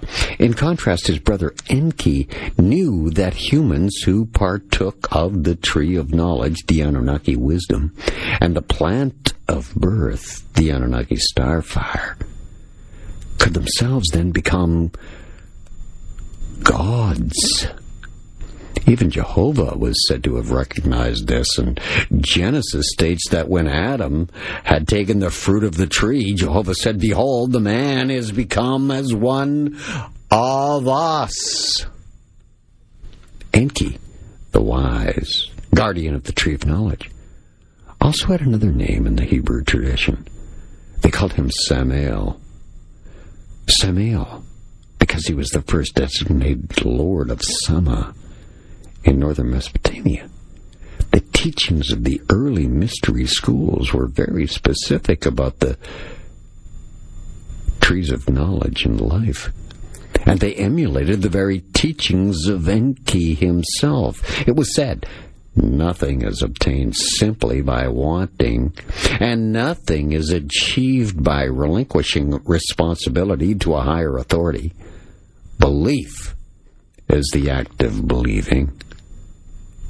For to be live is to be live, believe, and will is the ultimate medium of the self. The Sumerian records, the ancient records, relate that Cain's son, King Etana, partook of the plant of birth in order to father his own son and heir, and King Bali. And the plant of birth was directly associated with the individual longevity and the office of cainship, or kingship as we call it today. It was itself related to the starfire and to pineal gland activity and partaking of the plant of birth. That was the ritual of ingesting the starfire, the pure Anunnaki female essence, the nectar of supreme excellence. In this way, the Anunnaki flower or flower or lily was held to be the cupbearer, the transmitter of the rich food of the matrix. In its capacity, she was called the Rose of Sharon, from the word Shah, meaning orbit, along with the words Ra and On, relating to the ultimate temple of light. Ra being the sun god. The significance of this highly venerated station is actually made apparent in the Bible's esoteric Song of Solomon, wherein the Messianic bride actually proclaims to the king, "I am the Rose of Sharon and the Lily of the Valleys." A starfire recipient king was considered to have become qualified for kingship when he reached the predestined state of enlightened consciousness, a state when his aptitudes for wisdom and leadership had been enhanced to a realm of kingship called the Malku. It was from this Mesopotamian word Malku that the Hebrews actually took the words Malchus, meaning king, and Malkut, meaning kingdom. And only in recent times have medical scientists actually identified the hormonal secretion of the pineal gland, finally isolating it, they tell us, in 1968. The essence is called melatonin. You've heard that word, which means night worker. It's from the Greek melos, meaning black, and tosos, meaning labor. Night worker. Those with a high melatonin output react strongly against sunlight because it affects the mental capability. They're essentially night operatives. The melatonin, you see, is called the hormone of darkness, as it's produced only at night or in the dark. Exposure to an excess of sunlight actually makes the pineal gland smaller and lessens spiritual awareness, they say. Whereas darkness and high pineal activity enhance the key, which is the intuitive knowledge of the subtle mind, while reducing the stress factor. So at this stage, it's interesting, isn't it, how it was that the Christian church eventually demolished the true significance of this starfire ritual by maneuvering it into the realm of sinister Gothic legend. In the old tradition, the ultimate holders of the Malkut kingdom were known as dragons or Pendragons, and their reigning head was always known as Drago or Draco. By virtue of their bodily conditioning through supplementary melatonin and other hormonal secretions, they were in fact princes of darkness, and they gained their heightened awareness, their above normal powers and longevity from the starfire, they say, and the lunar blood of the Anunnaki queens and priestly scarlet women, meaning, of course, the menstruation of women, drinking blood. As detailed in Bloodline of the Holy Grail, the brutal Catholic inquisitions in the Middle Ages were set against this so-called heretic who, in one way or another, would support the messianic blood royale, the sangreal of the dragon kings against the corrupted dogma of the bishops. A lot of the victims were classified as occultists and witches, and then were charged with upholding the ancient heretical cult of Draco, the Prince of Darkness. So they were proclaimed by the church to be vampires.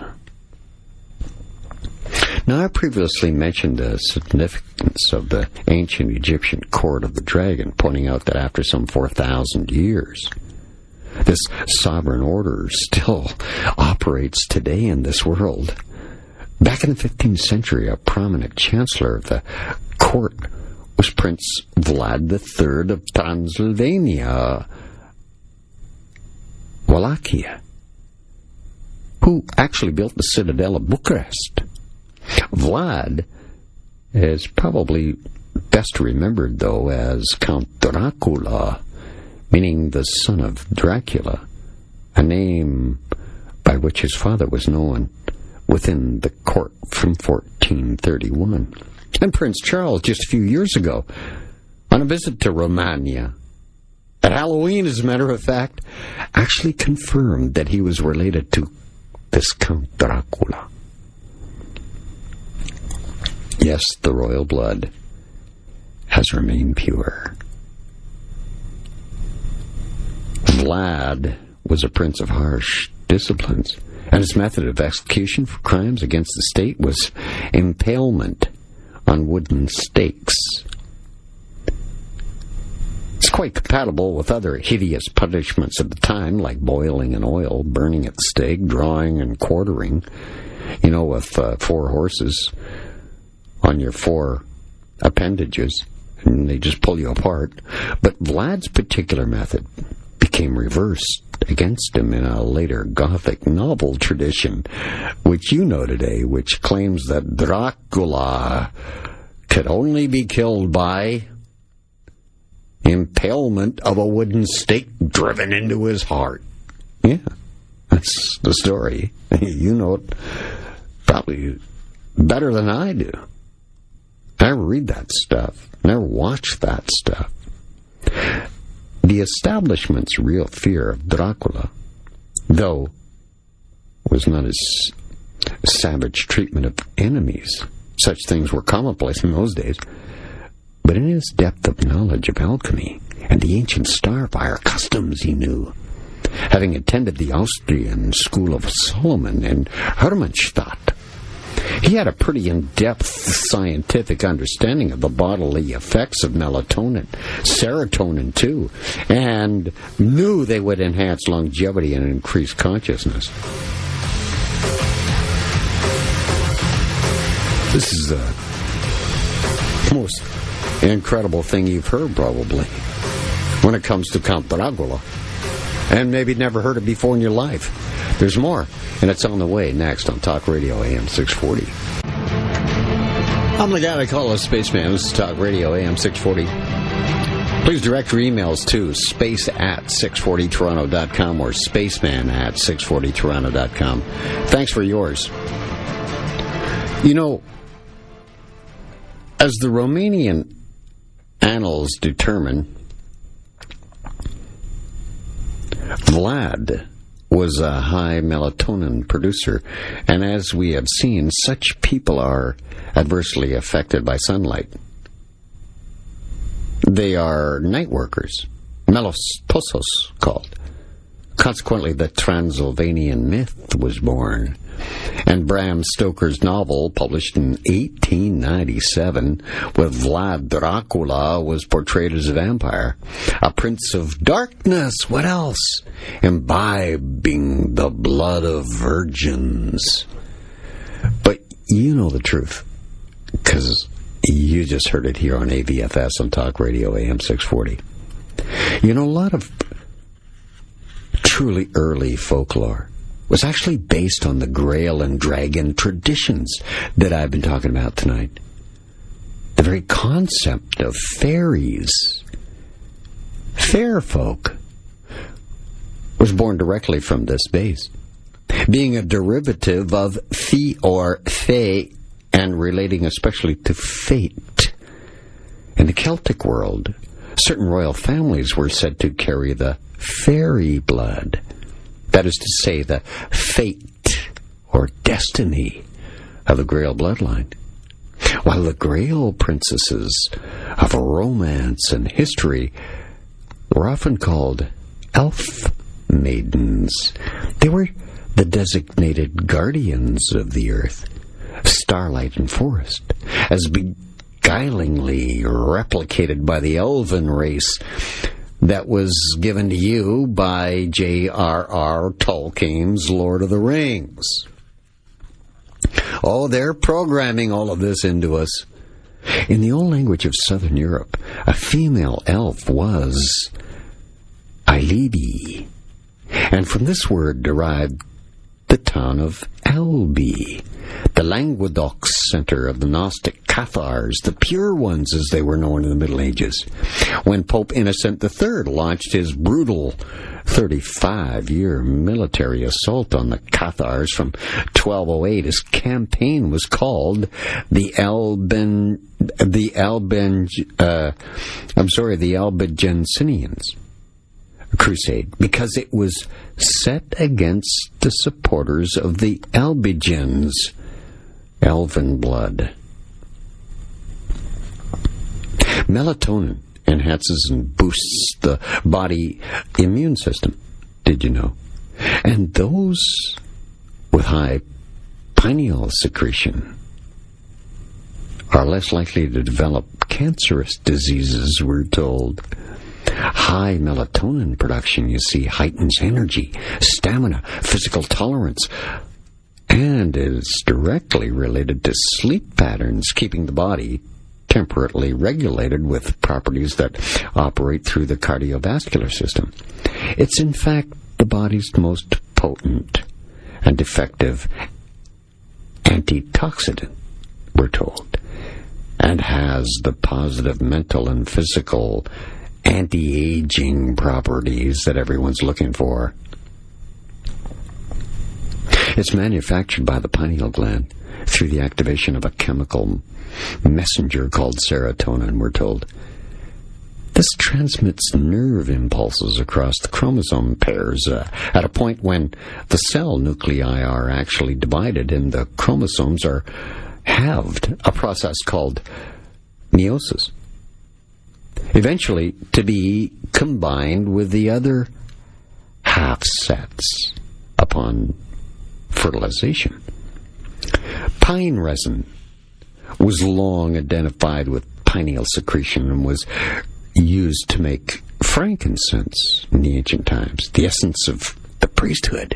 That's why the priests used it. Godsend. Pineal secretion. Gold, on the other hand, was a traditional symbol of kingship, too. Hence, gold and frankincense were guess what? The traditional substances of the priest-kings of the Messianic bloodline.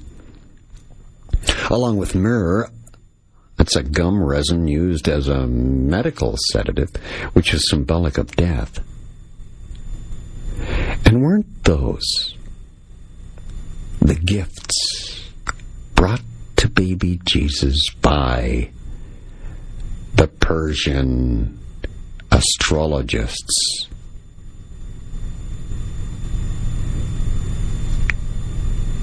The kings who followed the guiding star, bringing, yes, frankincense, gold, and myrrh to the Savior. In the ancient world, higher knowledge was identified as Doth, from which comes our word death, of course. In fact, and we probably know very well, the New Testament describes that these three substances, gold, frankincense, and myrrh, were in fact presented by the Magi in Bethlehem, which would then identify Jesus Christ beyond any doubt as hereditary priest king of the dragon succession. So that's why the coming Antichrist must be a member of the House of David. Yoga teachers suggest that the pineal gland, which they call the third eye, or eye of wisdom, is significant in the process of becoming aware, for it's the ultimate source of the light. Illuminists and other Rosicrucian adepts have long referred to the pineal gland as the secret ayin, an ancient word for eye. The spelling A-Y-I-N is actually quite important because the original spelling of Cain, whether with a C or a K or even a Q, was not C or K or Q A-I-N as we know it, but C-A-Y-I-N,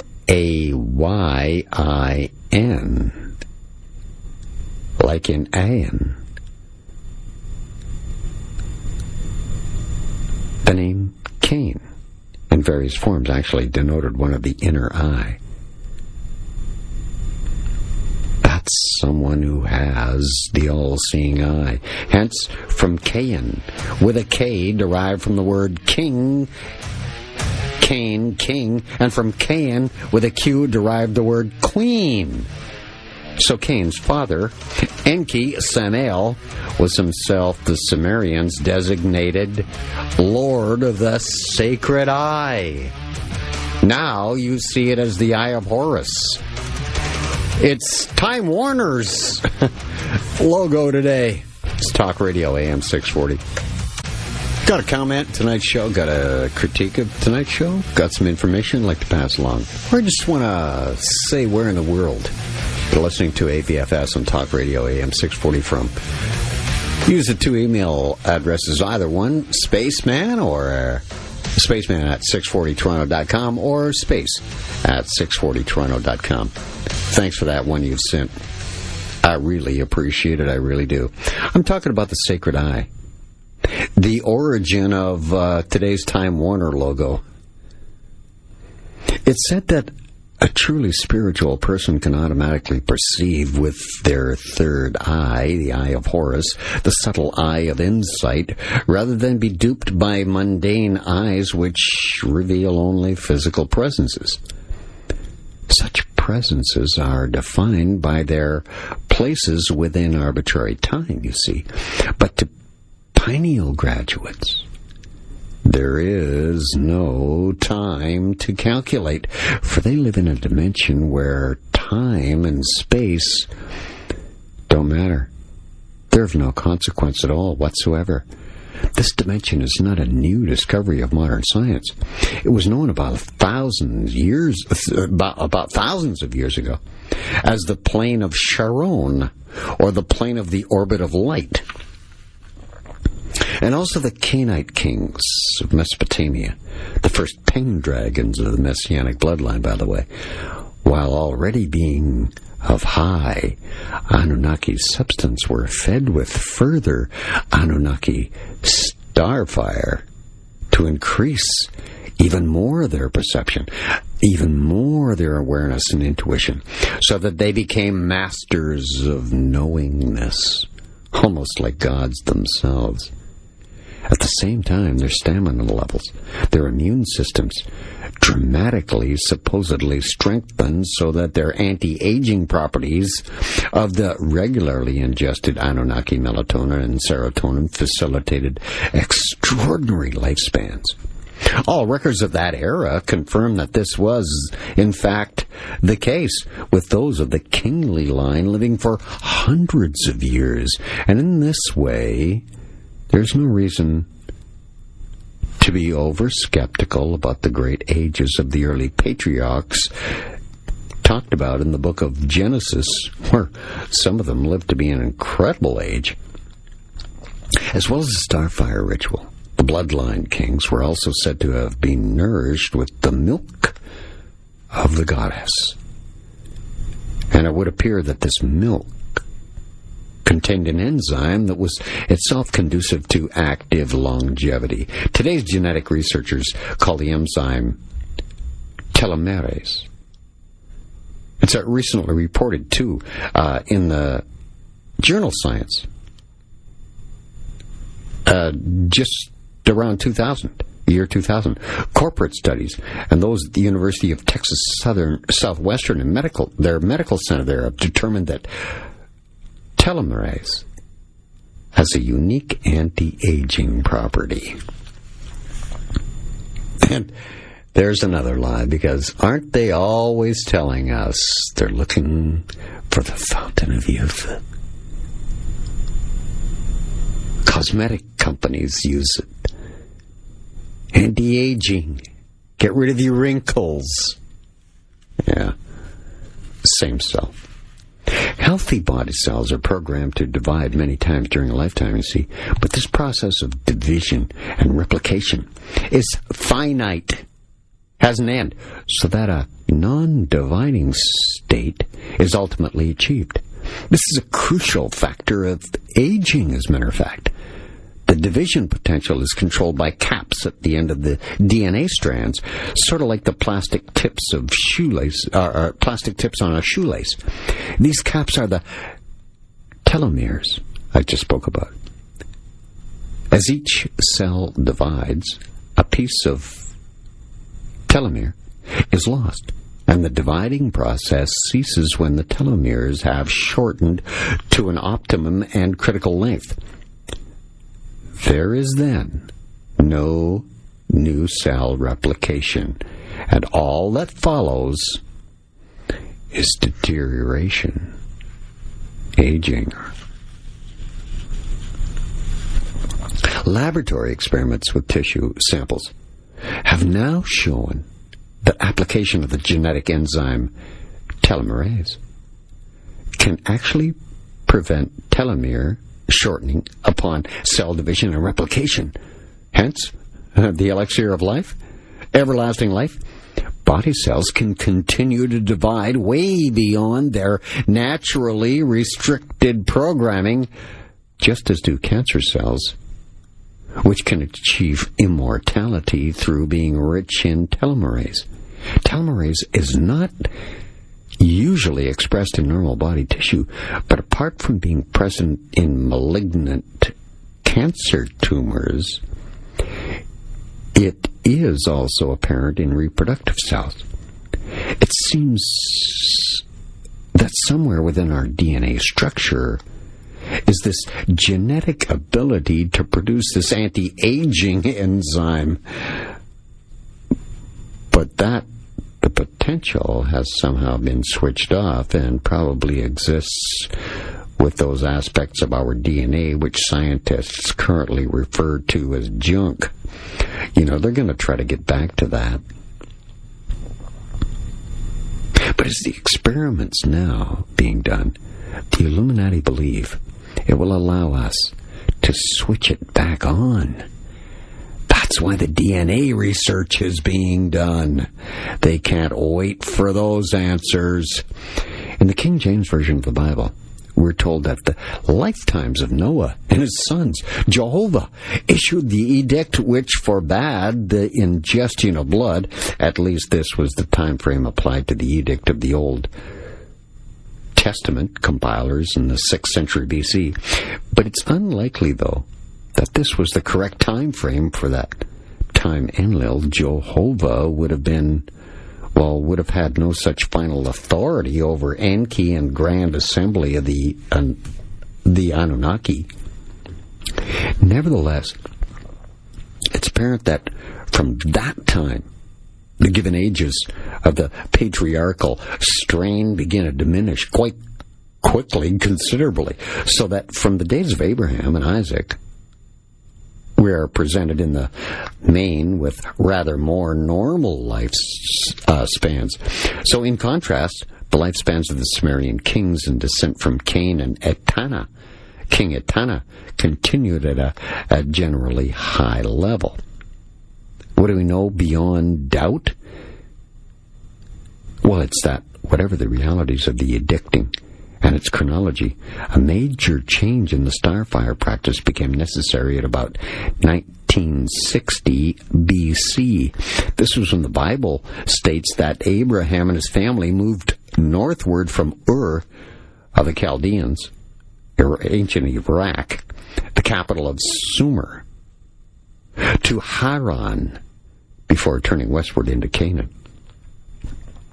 Contemporary historical texts record that at the time Ur was sacked by the king of nearby Elam soon after 2000 BC, and although the city was rebuilt, the power center moved north to Haran in the kingdom of Mari. But Haran was not just the name of a flourishing city, it was the name of Abraham's brother, the father of Lot.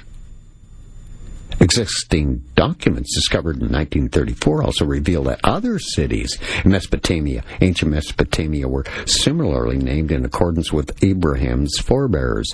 Cities like Terah, Abraham's father, Nahor, Terah's father, Serug, Nahor's father, and Peleg, Serug's grandfather.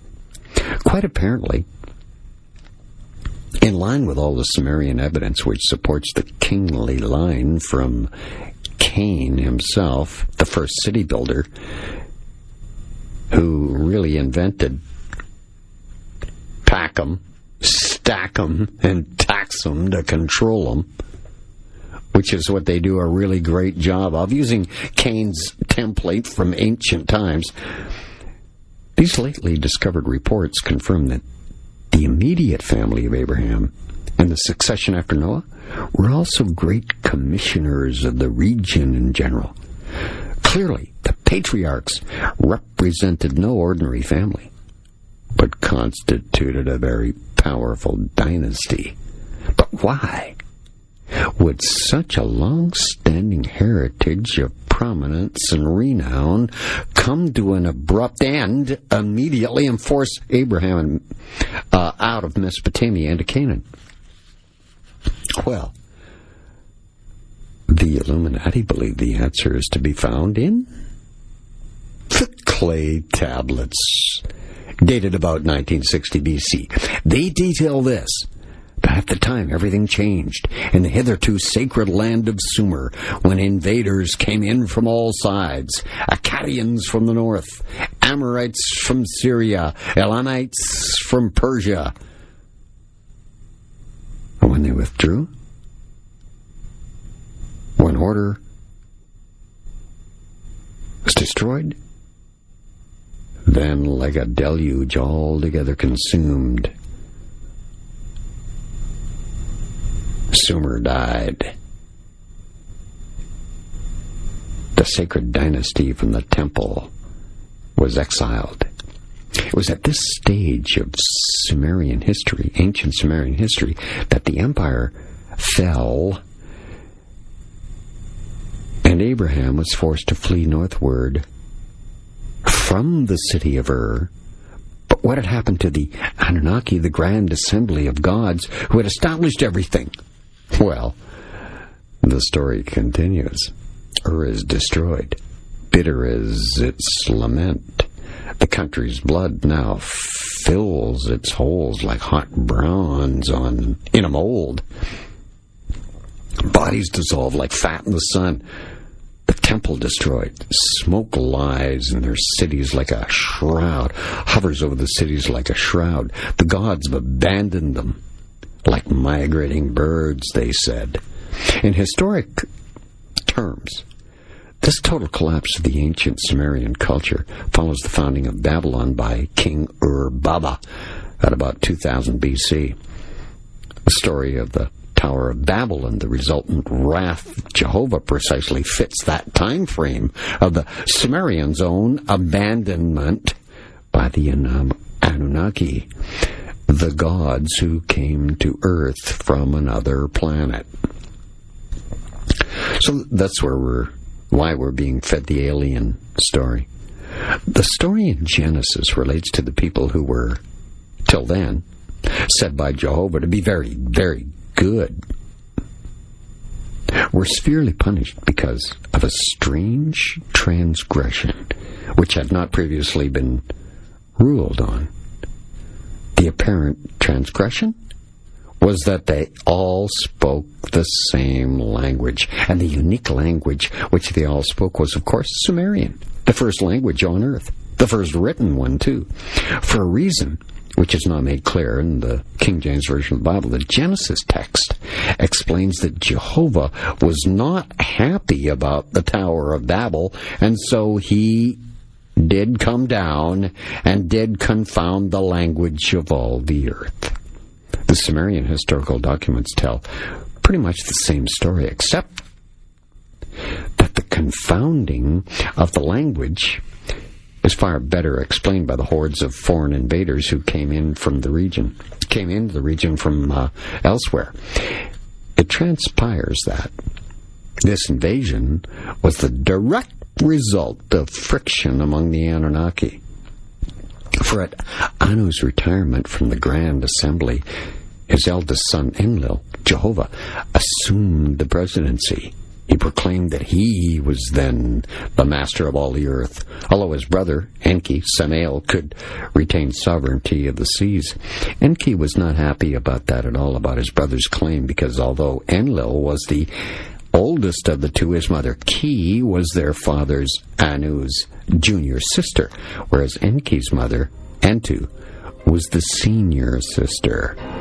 True kingship, claimed Enki, progressed as a matrilinear institution through the female line only, and by his right of descent, Enki maintained that he indeed was the firstborn of the royal succession. I am Enki, the great brother of the gods, and I am he who has been born as the first son of the divine Anu. It's the Spaceman. This is Talk Radio, AM 640. More coming right up. Send your emails to space@640toronto.com or spaceman@640toronto.com. Let me call him SJK. He writes, he states that he enjoys the show, catches it all the time. He's got one question. And his question is, are you live on the air? I'd love to know. Thanks. Signed, SJK. Oh, yeah, I'm live, all right. I only do 3 pre-recorded shows or past shows that are rerun a year. The rest of that time, I'm on live. You catch me at Christmas time, I'll be live. I'm not missing a thing. Not one thing. That's why I do it. I come in on my holidays even to do the show. I will not miss one event. So, give you a little insight as to what it takes to bring you what I bring every week,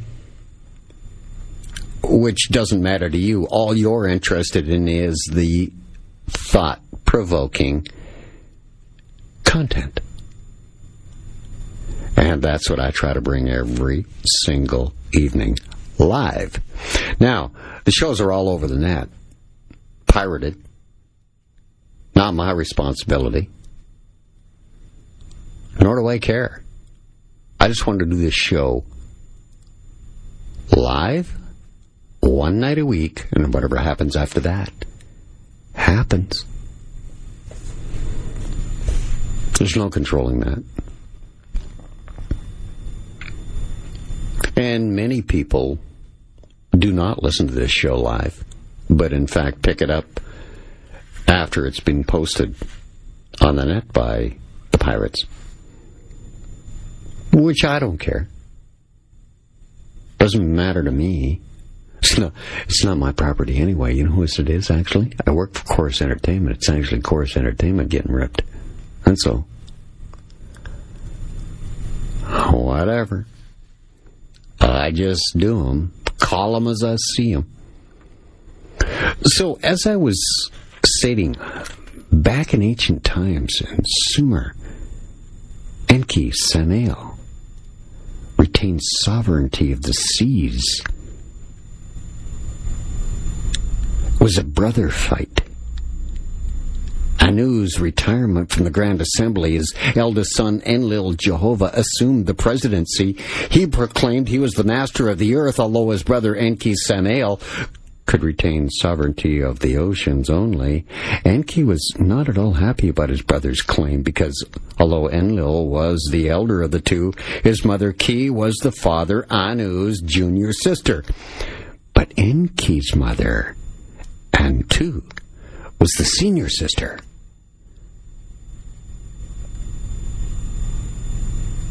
True kingship claimed Enki progressed as a matrilineal institution through the female line, and by his right of descent, Enki maintained then that he was the firstborn of the royal succession. So as a result, the people of Babylon announced their allegiance to Enki and his son Marduk. But this was all too much for Enlil Jehovah. Having lost his popularity, he opened the gates of Sumer to let in the invaders from all sides.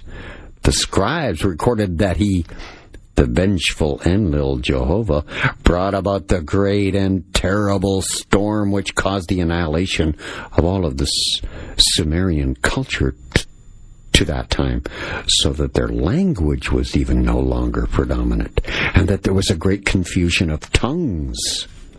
So I guess you could say, sort of like what we're going through today with the influx of immigration into the West. The Illuminati don't do anything new. There's nothing new under the sun. It's simply history repeating itself. So all the work that had been accomplished in building up a unique civilization over thousands of years, destroyed in one fell swoop by Enlil Jehovah, simply because he would not share authority with his brother. The records confirm that at the moment in Sumerian history, the Grand Assembly of the Anunnaki vacated their seats and departed like, well, migrating birds. For all that had occurred up To that point, an urgent and significant change in kingly procedure, I'm sure to tell you, was necessary because the Anunnaki starfire was no longer available. A substitute had to be found. As previously mentioned, the priestly scarlet women I talked about had been purpose-bred for this. That's, by the way, how all of the newborns will be in the New World Order. Purpose-bred human beings. And only certain ones will be allowed to procreate. Not everybody. Oh, what a world that's coming. But it was clear that however careful mated, their essence of these scarlet women would weaken through the generations. So in the event, the creation of a more permanent, versatile substitute was not a problem. For this was the province of a group of previously trained metallurgists, whom Enki had called the master craftsmen. Now, the first of these great metallurgists, of course, to be trained was Tubal-Cain, the Vulcan, a sixth-generation descendant of Cain, who is the first one to melt rock, extract metal, bang it into shape, cool it, and make a sword, which no one could stand against. I don't care how big your wood club was. And Tubal-Cain, of course, remembered even today in modern Freemasonry, because you see, it's the hot cold that actually built all of this great modern cities that we have today. Melting rock, extracting the steel, iron ore actually, putting in tungsten, making it steel, because you see, iron ore snaps easily. Snap in half, break off. But add tungsten, and you get strength that will bend but not break. And the high-quality steel today is what built all these steel and glass great cities all around the world by this elite group, who built them all through hot and cooling. Wow, huh? Such simplicity, wielding such power. In consideration of the Bible's New Testament symbology, it's very interesting. Jesus' father, Joseph, was himself recorded in the early Gospels as being a master craftsman. In modern English language Bibles, Joseph is actually described as carpenter, but this is a blatant mistranslation. The word carpenter was wrongly derived from the Greek hotekton, which actually defined a master of the craft, not a woodworker at all, but a learned alchemical metallurgist in the matter of his ancestral forebears, because that kind of knowledge is passed around from family to family only. In the Old Testament book of Exodus, at the time of Moses, we're introduced to a certain Bezaleel character, the son of Uri ben-Hur, who is said to have been filled with the spirit of the Elohim in wisdom, understanding, and knowledge. The Elohim, of course, the aliens. We learn that Bezaleel was a skilled goldsmith and a master craftsman, and that he was placed in overall charge of building the Ark of the Covenant, of all things. More next on Talk Radio, AM 640. I'm the guy to call Spaceman, say VFS, Talk Radio, AM 640. Final segment, tonight's show.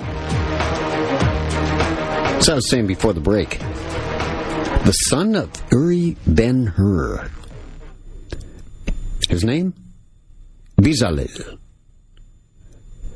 who is said to have been filled with the spirit of the Anunnaki, the aliens, alien wisdom, alien understanding, alien knowledge. And we learn that this Bezalel was a skilled goldsmith and a master craftsman.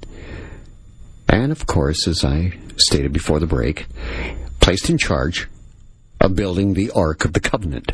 In detailing how Bezalel should manufacture various crowns, rings, bowls, and candlesticks, all of pure gold, of course, the Bible text adds to the list something called the shewbread of the covenant.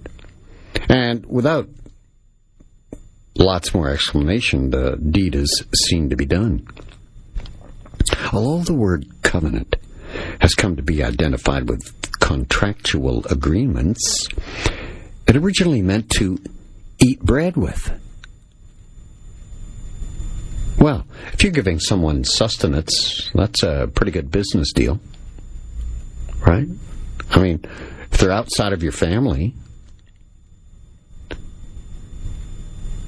there's only so much food to go around, but you give the stranger some. That's a contractual agreement of sorts, wouldn't it? And that's exactly where it came from. Covenant, originally meant to eat bread with. It's really intriguing to understand that the Lord's Prayer, which was directly transposed from an Egyptian equivalent, specifies, "Give us this day our" what? Right. This often is taken to relate to sustenance in general terms, but in the original tradition, the reference was more specifically directed to the shewbread, the golden bread of Bezalel. The book of Leviticus also refers to this shewbread. "And thou shalt take fine flour, and bake 12 cakes thereof, and thou shalt put pure frankincense upon each roll." The use of the word flour, in English Flour, translations is actually incorrect. The word powder would be more accurate. The records of the mystery schools cite rather more precisely that shewbread was made with the white powder of gold. And this is particularly significant here because in Exodus it stated that Moses took this golden calf in which the Israelites had made and burnt it in the fire and ground it to a white powder. In this instance, the correct word powder is used, but firing gold does not, of course, produce powder. It simply produces liquid gold, molten gold. So what is this magical white powder? Is there any way of using heat to transform metallic gold into a white powder which is ingestible and beneficial? Yes, there is. And our elites know all about it. And it is here that the aftermost alchemical principle of the master craftsman was applied. To make gold, you must ingest gold.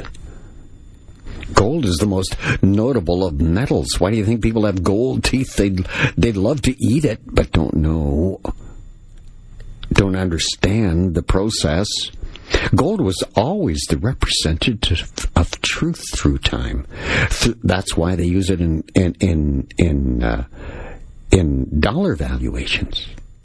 The truth, the real truth of what your currency is worth, weighed in gold. Through the regular use of Anunnaki starfire, the gold of the gods, the recipients were moved into realms of heightened awareness and consciousness because of its inherent melatonin and serotonin. This was the realm of advanced enlightenment, the plane of Sharon. The starfire gold was deemed to be the ultimate route to becoming God, to the light. Hence, the heavy, mundane person, lead, could be elevated to a heightened state of awareness, perceived as gold, and this was the root of all alchemical lore thereafter. Let me just stop for a moment with this white powder gold. This is what I believe the founder of Apple died on.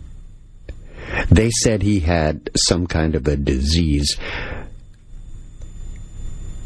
But I tell you now, the founder of Apple was doing what the ancient pharaohs used to do.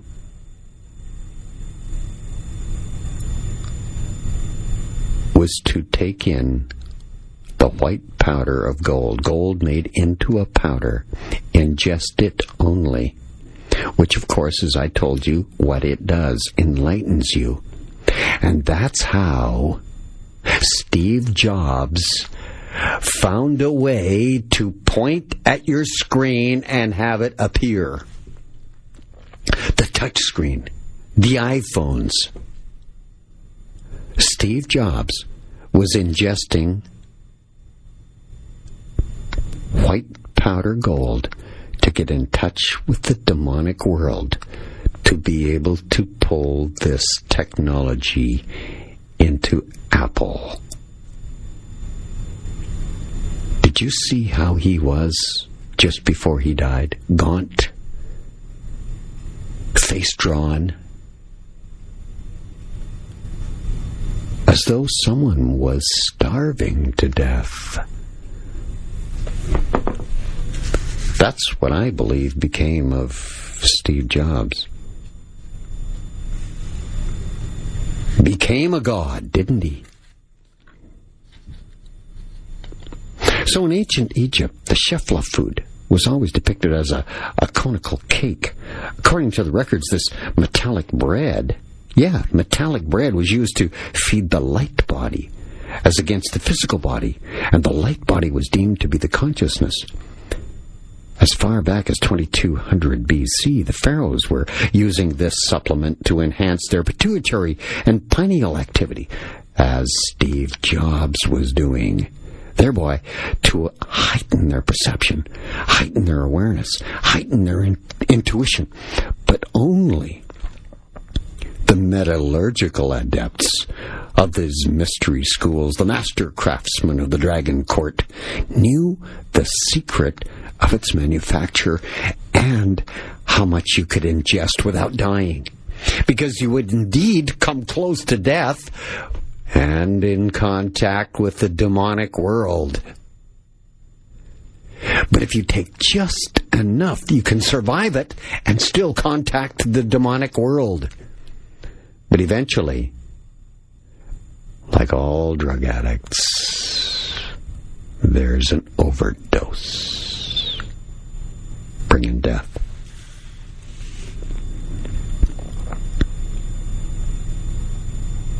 As in Steve Jobs. In the Egyptian Book of the Dead, the oldest complete book in the world, the pharaohs, in search of the ultimate food of enlightenment, asked, at every stage of their journey, the single overriding question, what is it? A question which in the Hebrew language is explained as the antiquities of the Jews, was asked with a single word, manna? You know, manna from heaven? When the Ark of the Covenant was completed, Moses' brother, Aaron, was said to have placed an omer of manna into the Ark. And this sacred manna was commonly associated with a mystical form of bread, the shewbread, or as it was called Tubal Cain's Mesopotamia, the Shemanah. At this point, we hit on a particularly important definition of the Shemanah, because according to the master craftsman, this conical shape, Shem-shaped food, was made of what the Sumerians called Hiward firestone. In the New Testament book of the Revelation, it said, to him that overcometh I will give to eat of the hidden manna, and will give him a white stone. Before you look at the precise nature of the white stone of the Shemanah, the bread made from the powder of alchemical gold, let me Let me first show you the famous statue of priest King Melchizedek at Chartres in the cathedral in France. The statue actually portrays Melchizedek with a cup containing a stone in representation of the bread and wine which he apparently offered to Abraham, according to Genesis. The wine, as we know, was emblematic of the sacred star fire, just as the communion wine represents the messianic blood today.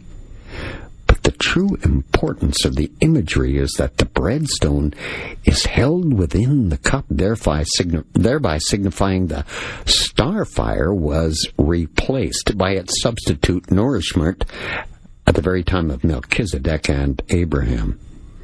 So this substitute was made from Sheminah, a white powder of gold, known as the Highward Firestone. The object substitute was very straightforward. Instead of feeding the recipient with a direct hormonal supplement, the power had this effect on its endocrinal system, particularly the pineal gland, thereby causing the recipient to manufacture its own super high levels of hormones like melatonin. Oh, the Illuminati are deeply, deeply into this.